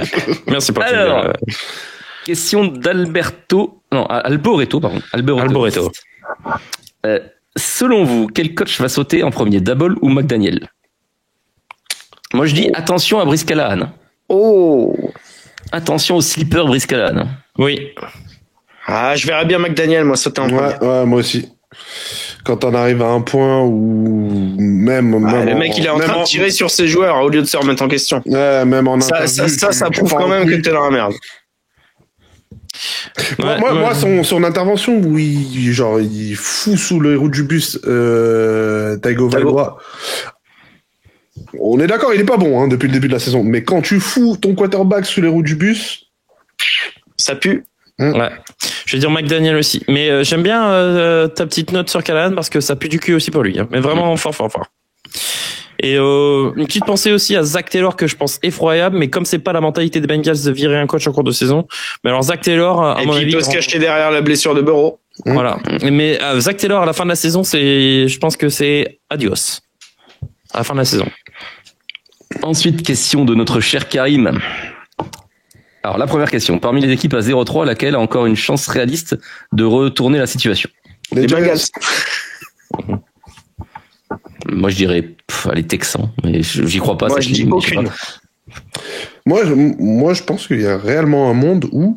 Alors, je pense que les Giants, c'est un panic move de mettre Jackson Dart au bout de la week 3 en starter, d'accord? Comment baiser son quarterback rookie, hein, c'est la leçon numéro 1. Mais surtout quand la prochaine week, c'est contre les Chargers. C'est une très bonne idée aussi. Justement, je me dis, il y a un monde où il fait un bon match contre les Chargers, avec une victoire surprise, on est d'accord? Je vois pas quel monde. Hein. Et ça le lance. Aucune, les gars. À 0-3 0-3. Là, toutes les équipes à 0-3, pour moi, elles ont aucune chance. Ouais, moi pareil. Je croyais aux Texans aussi. T'imagines, les Texans, ils sont à 0-3. Il y a les Colts qui sont à 3-0 déjà. Ouais. T'imagines? Ça fait 3 matchs d'avance, voire 4. Ah, mais ils ont 2 matchs à jouer l'un contre l'autre. Oui. Mais bon, ça fait quand même déjà 3 matchs de retard. C'est et ils pareil, sont pas tout seuls dans la division. Il y aura aussi les Jacks qui ont 2 victoires. Je vais dire les Texans, mais j'y crois pas non plus. J'y crois plus en tout cas. Oui, moi aussi, j'ai du mal à y croire à cause de la ligue. Si je dois faire un choix, je dis les Texans parce que c'est faible. À part l'école, c'est très faible niveau de jeu, mais s'ils trouvent une solution miracle pour leur jeu de course et leur ligne. Ouais, c'est ça. S'ils trouvent un lineman qui commence à être bon. Et tu trouves pas un lineman en week 4, les gars. Non, mais. Après, les Giants, si Jackson Dart il met le feu partout et que ça prend, ça peut être les Giants. Ah oui. J'y crois pas une seconde non plus. Après, vu la défense des Giants, si on s'est bien rendu compte que Cam Katabou, ça peut être un putain de running back. Ouais. Moi, je m'attendais à mieux de la défense des Giants. Je m'attendais à ce qu'elle performe mieux. Je te dis sincèrement. Tu rigoles? Je m'attendais encore à mieux. C'est pas mal, mais je m'attendais encore à mieux. Putain. Et Jackson Dart, je pense que c'est pas mauvais. Je pense que ce sera pas un mauvais QB, mais je pense que là, l'apprentissage sera difficile et douloureux avec sa ligne offensive. Et puis c'est un quarterback qui a besoin de temps avant d'être ready. Exactement. Et puis là, tu démarrais contre les Chargers, qui sont peut-être l'une des 3-4 meilleures équipes. C'est peut-être ce qu'il lui faut. Faut du neuf. On est d'accord. Vous avez vu dans le groupe Messenger quand j'ai envoyé l'info, j'ai marqué panic move. Ah oui. De toute façon, c'est le piège quand tu draftes un quarterback alors que t'as gardé ton coach. Après, que le mec il coach pour sa survie. Voilà, c'est ça. Daboll fait ça pour sauver sa place. Il s'est condamné. Donc, s'il n'y a pas une étincelle, de toute façon, il sait que l'étincelle ne pourra pas venir de Wilson. Donc, s'il n'y a pas une étincelle avec ce changement, il est mort. Après, tu vois, quand on voit comment les Steelers ont galéré toute la saison dernière en red zone et que tu vois Russell Wilson ce qu'il fait en red zone avec les Giants maintenant, mais les appels de jeu, ils sont cata, hein. Il y a quand même, il y a une série où on a 3 appels de jeu. On joue 3 tentatives en 3 goals. 3 lancers profonds. Non. Il y a 2 jeux où il n'y a pas un receveur dans la end zone. Ouais. T'es en end goal, donc il faut que tu marques. Mais il y a 2 jeux consécutifs où il n'y a pas un mec qui va dans la end zone. Et le troisième, c'est pas un QB draw? Si. On est d'accord. Bon, voilà. Question suivante. Ouais. Ensuite, deuxième question de Karim. Quel duel de la semaine 4 sera le plus déterminant pour la suite de la saison? Alors, je peux vous donner le calendrier de la semaine 4. Je crois qu'il est ici, hein. Il est chez moi. Ouais. Les Chiefs. Ouais. Le Chiefs Bengals. Celui qui perd, il a 3 défaites, hein, les gars. Alors, il y en a un pour qui c'est un peu moins grave s'il perd. Au vu de sa division. Ouais, les Ravens, c'est moins grave s'ils perdent. Ouais. Pour moi, c'est le match le plus déterminant. Que les Chiefs, il y a forcément un de ces 2 prétendants au Super Bowl qui sera à 3 défaites. Ouais. Ce match-là, il est assez important, hein, surtout pour les Chiefs. Hein. Oh, pour les deux. Après, je suis. Les Ravens, ils vont vouloir se remettre dans le bon sens. En totale objectivité, j'ai plus de questions à propos des Ravens que des Chiefs. Ah bah pas moi. Moi, c'est le contraire. Non, moi non. Non, moi je suis plus serein au niveau des Chiefs que des Ravens. Pas moi. Mais vraiment pas moi. Moi, ma seule question sur les Ravens, c'est le backfield défensif, mais je pense que ça va être comme l'an dernier, ça va se mettre en route en milieu de saison. La défense du jeu de course aussi, peut-être, je sais pas. Ils se sont fait rouler voilà. dessus par les Bills, rouler dessus par les Lions. Oui, alors Van Noy, je crois que c'est out-season, mais Madubuike... Van Noy, il va pas rater, c'est pas lui qui va changer la vie sur le jeu de course. Ouais, mais les Ravens, l'année dernière, le jeu de course, ils ont réussi à le stopper. Je pense que cette année, ce sera pareil. Là, en ce début de saison, ils ont du mal. Moi, je pense que ça va faire comme l'année dernière, bis repetita. Monter en puissance. Et là, Madubuike... monter en puissance, on est en week 4, faut que ce soit là maintenant, quoi. Oui, et puis là, enfin non, on va pas en parler parce que ça fait partie de mes pronos. Mais voilà. Ah non, moi je suis plus inquiet par les Chiefs que par les Ravens, sincèrement. Les Chiefs, leur défense, elle est là, hein. Je peux te dire tout. Si je peux te dire une chose, moi je suis pas d'accord avec toi et Betclic n'est pas d'accord avec toi aussi. Ouais, moi je suis très inquiet par l'offense des Chiefs. L'offense, c'est une équipe qui va récupérer ses receveurs numéro 1 et 2. Ouais, dans quel état? Dans quel état? Il y en a un, il est juste suspendu, hein. Oui, il y en a un, il est juste suspendu, en fait. Il est juste suspendu, hein. Il a fait toute la saison. Et l'autre, ça fait une semaine qu'il se réentraîne aussi. Ouais, alors, Rashid Rice, il est juste suspendu et il était blessé l'année dernière. Donc, je demande à voir. Mais c'était l'année dernière. Ouais, je demande à voir. Il y en a qui était là en pré-saison. Il était là en pré-saison, ouais. En pré-saison, on l'a pas vu, hein.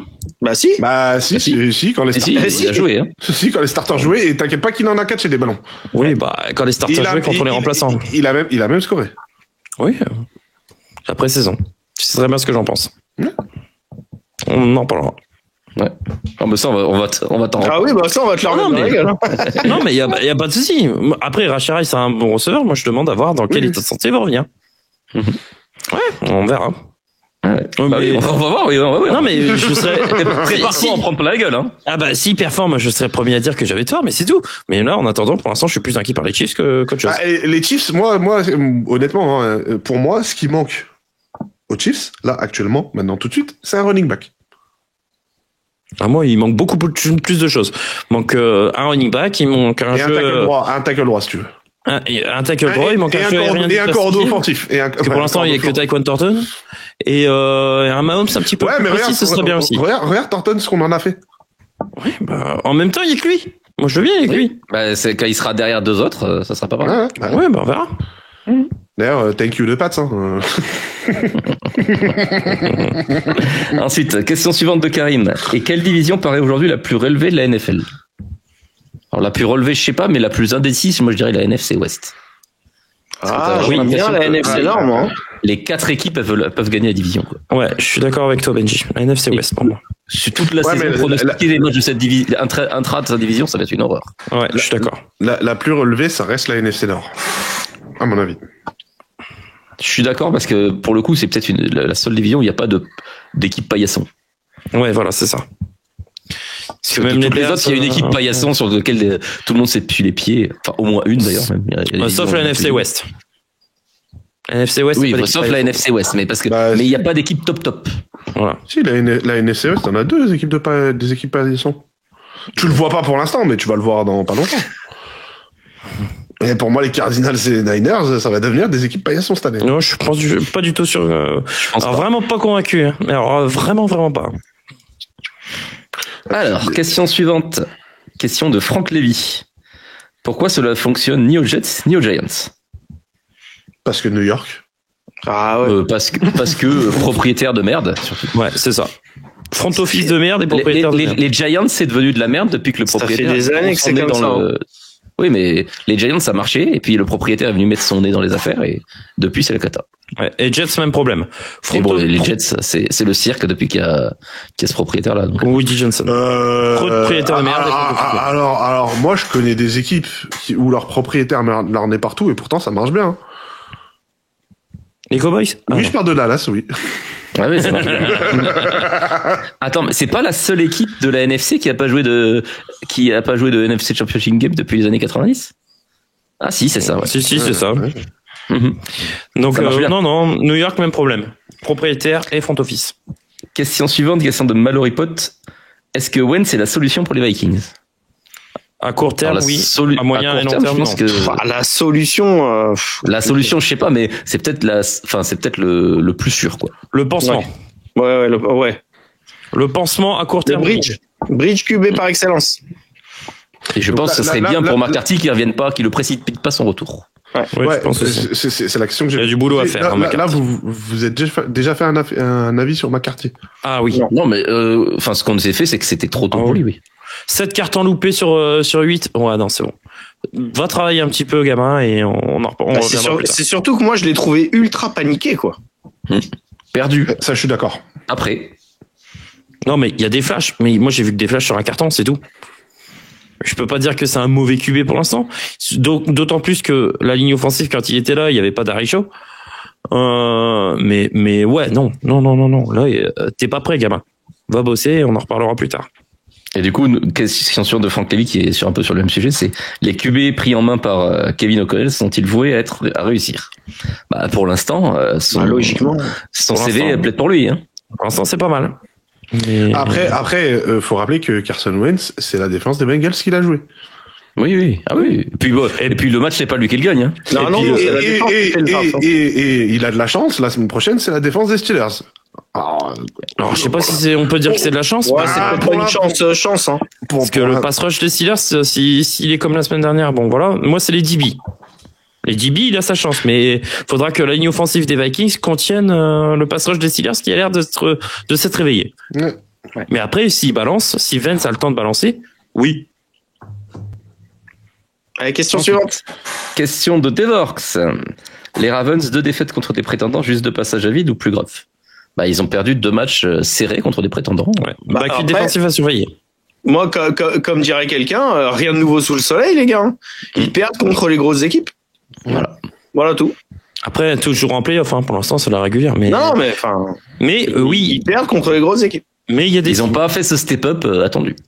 Il y a des signes, voilà, c'est ça. À voir si... Et surtout, le problème, c'est que, imagine, ils perdent contre les Chiefs, là, après, on pourra plus se poser la question pendant un moment, parce que c'est ça. Ils jouent que des équipes un peu plus moyennes, quoi, donc, c'est ça. Après, il serait temps de faire le deuil de The Flowers et de se dire définitivement que ce n'est pas un numéro 1. Ouais, compliqué. Alors, question suivante. Persona non grata. Peut-on déjà considérer les Colts comme un concurrent sérieux en playoff? Faut arrêter de déconner. Ils sont favoris pour le Super Bowl, ils ont battu les Dolphins et les Titans. Wow. Alors juste Indiana Jones, s'il te plaît, respecte-le. Quand on martèle que Daniel Jones est dans la course au MVP, c'est une blague, hein. C'est une joke, c'est bien sûr, c'est l'ironie. Non mais ça c'est de l'enflammade de base quoi. Même s'il est très très bon, mais on sait très bien que. Après les gars, on l'a dit, hein, les Colts ont eu un calendrier favorable. Là, le premier test, il arrive là ce week-end contre les Rams. Hein. Là déjà, s'il y a une victoire contre les Rams, des Rams un peu énervés en plus. Et des Rams un peu énervés. S'il y a une victoire contre les Rams, on reparlera des Colts. Et là, il y a des chances que vous voyez dans les catégories top. S'il y a une victoire contre les Rams, les Colts, ça reste quand même une équipe qui ira en playoff, qui sera sautée au premier tour. Ça dépend de l'adversaire. Oh, mais attendez, les gars, là, on est réellement en train de parler de la course au playoff des Colts, là? À voir. Il faut bien un premier dans cette division, Poulet. Oui. Tu mets qui pour l'instant en termes de niveau de jeu? Jacksonville. Waouh. Ah bah dis donc. La défense de Jacksonville, pour moi, elle va les mener en playoff. Ok, mais c'est Jacksonville qui te convainc le plus dans cette division. Waouh. Avec Trevor Alors, Lawrence. est-ce que c'est les Titans, est-ce que c'est les Texans? Ah, ni l'un ni l'autre. Mais alors, Trevor Lawrence. Et est-ce que, comme dit Benji, les Colts, ils ont vraiment le potentiel pour aller loin? Pour l'instant, ils sont plus convaincants. Pour le moment. Mais ils ont joué les deux pires équipes de la ligue. Mais je suis littéralement. d'accord. Oui. Ok. Non, faut arrêter un peu. Ok, d'accord. Mais cette division est tellement pétée. Mais le match contre les Broncos, ils le gagnent. Ah oui, je suis d'accord. Mais miraculeusement. Mais il faut aller le gagner. Ouais, mais c'est un match de Il playoff. faut aller le gagner. Il faut aller le gagner. Ouais, Et mais c'est il combien? faut le Ils finissent gagner. à 31 points. Ouais, ils les mettent les points. Moi, je suis d'accord avec Jeff. 31 points à la défense des Broncos. Ouais. Au bout d'un moment. Si, je suis d'accord avec Jeff. Faut être réaliste. Ah, ok. Bien joué le Ils ont fait un Breton. bon match et ils sont favoris Super Bowl. Voilà. Non, je sais pas. Ça va. du coup, pardon. Non, on te dit que Dans les hot takes, Rémi et Jeff nous disent que les Colts vont au Super Bowl. Voilà. Ah, d'accord. Non, Toi, t'es non, comme non, boss, ça y est.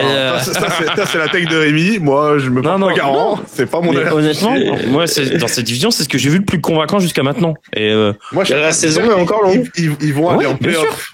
Ils vont aller Allez, on enchaîne. du fait de leur division, mais se faire sauter au premier tour. Allez, question suivante. Là, il y a 3 questions de Don Goosey. La première, les Giants s'apprêtent à faire débuter Dart face aux Chargers. Est-ce que ils sont pas en train de jeter le bébé sous le bus en lui disant vas-y gamin, sauve nos postes s'il te plaît? Bah, c'est ce qu'on disait tout à on en l'heure. a parlé, ouais. Le classique move d'un coach qui sait que son cul va sauter et qu'il fait tout pour le sauver. le panic move. Il n'y a pas d'autre mot. Ensuite, est-ce qu'un vice-président des opérations football ne serait pas utile aux Giants pour trancher dans le vif et prendre des décisions réfléchies de gens qui connaissent le football? Bah oui, c'est ce que je dis. Oui, Depuis que John Marin s'est mis à mettre le nez dans les opérations, c'est-à-dire Dans le après le sportif. départ de Couglin, parce qu'avant il arrivait, il prenait un coup de tête de Couglin. Bah, depuis qu'il n'y a plus Couglin, il met son nez partout et c'est la cata. On peut dire que Benji a envoyé son CV, mais que pour l'instant, Non, mais quand je serai commissionnaire, je le forcerai à dégager. je voterai pour toi. Et dernière question de Don Cousy. Est-ce qu'on croit à un deuxième bon match de Bryce Young? Bah, on peut pas dire que C'était ce pas un bon a été match. bon. Hein. Bon, pour l'instant, on a eu une bonne mi-temps contre Arizona. C'est à peu près. Voilà, c'est tout. Après, là, il a pas fait d'erreur et ça a suffi pour gagner le match. Non, mais Mais bon, il n'y a pas de TD pour la passe, il n'y a pas d'interception, mais c'est pas un bon match de pression. Je pense que Carolina peut être comme la deuxième partie de l'année dernière, c'est-à-dire une équipe poil à gratter, mais pas plus. Oui. Non, mais c'est ça. Et c'est déjà bien. Oui. Mais pas plus. Bryce Young est un QB average. Bah, moi, je vais pas te mentir, j'en espérais un petit peu plus de Carolina. Parce que moi, l'été... C'était une de tes hype, hein. Oui, Ah mais oui. sincèrement, non, mais là-dessus, bon, je sais qu'elle va pas passer, mais j'en attendais plus. Je trouve que l'été avait été plutôt intéressant et Bryce Young, je me suis dit, il va rester sur la même dynamique et que la fin de saison. Et en fait, je pense que la coupure, ça a totalement niqué le rythme, quoi. C'est pas Donc, que lui, hein, le jeu de course est beaucoup moins efficace. Ah oui, Bard fait une saison beaucoup plus mauvaise. La ligne offensive, elle est beaucoup plus poreuse. Il y a de tout, hein. Il y a de tout. Mais bon, après, et je me suis dit, c'est cool parce que ils sont quand même dans une division où, hormis les Buccaneers, qui sont un peu au-dessus, ils ont quand même leur chance, quoi. Moi, je vois pas les Falcons si haut que ça. Eux non plus, je dis, Mais voilà. Là, ils ont pris du plomb dans l'aile. Voilà. Je me dis, derrière les Buccaneers, les Panthers avaient les moyens peut-être. Puis même les d'approcher une Buccaneers, bonne place, quoi. ils gagnent miraculeusement tous leurs matchs. Donc, au bout d'un moment. Oui, voilà, c'est ça. À chaque fois, ils Et gagnent. puis, à chaque match, ils perdent un ou deux joueurs. Voilà. La saison va être longue. Ça me Oui, rappelle voilà, une ils peuvent se faire rattraper, hein, les Bucks. Donc, équipe. Ça me rappelle une équipe, ça. Moi aussi. plus dans la D'autres NFC oiseaux. West. D'autres oiseaux. Ah non. Ah, je parlais pas de ça, moi. Non, je pensais que tu parlais d'une équipe en NFC West qui perd blessure, joueur après joueur au fil des week-ends. Ah non, mais je parlais pas de cette saison. Ah bon. Mais c'est pas grave. Bah, on a fait le tour, les gars. On va passer à la petite section Paris, puis je pense qu'on aura fini. La nouvelle section 4C. Allez. C'est les paris de la semaine du 4C. Les cotes du CCC. Le CCCCC. Allez. Alors, on va préciser. Donc, on s'est mis sur une même application de paris sportifs. Donc, dont on ne fera pas la pub parce qu'ils ne donnent pas d'argent. Voilà, c'est ça. S'ils veulent qu'on fasse la pub, ils nous donnent de l'argent. Voilà. Et puis même parce que il y a des droits et donc on va pas dire voilà toutes les équipes, tous les trucs de paris. Moi, je vais vous en donner deux que je vais faire pour moi, les gars. Dans le match entre les Steelers de Pittsburgh et les Vikings de Minnesota, il y a une cote à un touchdown à la course d'Aaron Rodgers. Non, il y a une cote à 2,50 pour Justin Jefferson. Et quand je vois les grandes difficultés des DB en ce moment aux Steelers, je me dis qu'il y a moyen que Vance, il a le temps de lancer, Jet y aille de son petit TD. Eh ben, ma fantaisie te dit merci. Donc voilà. Ravi que ça te plaise en tout cas. Et je fais mon deuxième pari tout de suite. Ce sera un combiné. Je vois une victoire des Chargers, une victoire donc face aux Giants, une victoire des Eagles face aux Buccaneers et une victoire des Ravens face aux Chiefs. Le tout, ça fait une cote à 3,10. Et donc je vais faire ce petit combiné, les gars. Je vais passer 10 balles. 3,10, c'est safe, quoi. C'est pas mal, hein, une cote à 3,10 sur... Pas mal. Bah, sur un combiné où... moi, j'ai un combiné de l'extrême, hein, je vous le dis direct. Donc voilà pour mes deux petits paris de cette week. Alex, vas-y.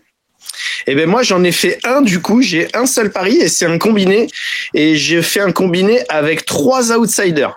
C'est-à-dire que j'ai mis les Cardinals qui s'imposent face aux Seahawks. J'ai mis les Falcons qui s'imposent face aux Commanders, donc réaction d'orgueil, et j'ai mis les Colts qui s'imposent face aux Rams. Ah oui. Et ça nous fait une cote à 8,89. Quasiment 9. Putain, pas mal. Donc c'est le petit YOLO. Un petit combiné avec des surprises. Ok. Jaf. Alors, moi j'en avais un que tu as déjà donné, un deuxième que tu as déjà donné, et un troisième qu'Alex a donné. Donc c'est pas grave, je vais en choisir. Il improvise. Je vais en choisir 2 sur les 3. Alors, étant un parieur un peu plus régulier, moi j'esquive toutes les cotes qui sont à 1,60. Donc dans la tranche des 60. Ça paye pas. Parce que ça paye pas et que l'équipe cotée à entre 1,60 et 1,69 perd souvent. Baltimore est à 1,62, donc Kansas City cote à 2,10. Cote à 2,10. J'aime. Celui-là, le deuxième c'était les Steelers à 2,10 aussi avec Minnesota à 1,65. Donc c'était le deuxième truc que j'ai snipé. Sinon, j'ai un combiné pour une cote de 6,24 total. Indianapolis ne perd pas ou perd de 9 points maximum. Donc cote à 1,40. Additionné à Chicago gagne le match cote à 1,82. Et Tampa Bay gagne le match cote à 2,45. Ça me fait une cote de 6,24. C'est pas mal, hein? Ouais. Pas mal du tout. Et toi, Benji, t'en as quelques-uns ou pas? Non. J'ai plus d'argent. T'as plus d'argent? Ça tombe bien, moi aussi. Les vacances plus les Falcons, ça m'a coûté cher. Non, mais pour Benji, attends, on peut en trouver un. Qu'est-ce qu'on peut avoir d'intéressant? Il y a combien le touchdown de Dart? Le premier touchdown de Dart? Cote à 4. Je l'ai vu tout à l'heure et j'ai hésité. Ben voilà. Ça peut être pas mal, ouais. C'est premier touchdown, c'est course ou passe, on s'en fout. Non, course seulement.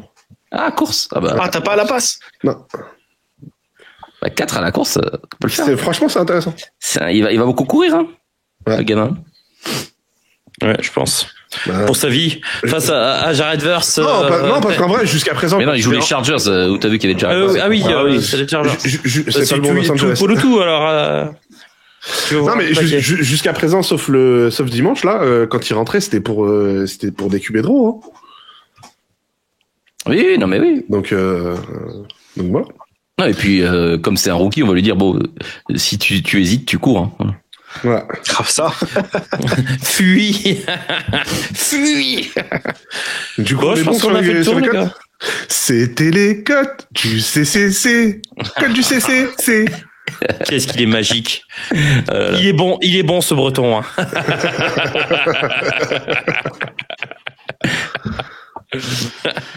Bon les gars, Bon, si on se laissait là-dessus. Bon, bah ouais, Bah oui, très hein. bien. Là, on va se faire regueuler par la régie parce que la vidéo est Oui, oh. Hein, Et on petit est- rappel, donc il y a live ce soir, du coup, cette Oui, nuit, tout à l'heure, là, Oui. dans pas longtemps. dans pas longtemps. pour le Seattle, Arizona. Et pour tous C'est les ça. matchs de prime time, il risque d'y en avoir plusieurs d'ailleurs. Ouais. Voilà, selon les plannings, voilà, on Ouais. vous tient au jeu. Euh, Et peut-être avec- un dimanche après-midi aussi pour le premier match européen. Voilà. Donc on vous laisse le lien de la chaîne Twitch directement. Donc ce sera pas le lien Linktree qui bug un tout petit peu là. Il est dans la description, juste en dessous.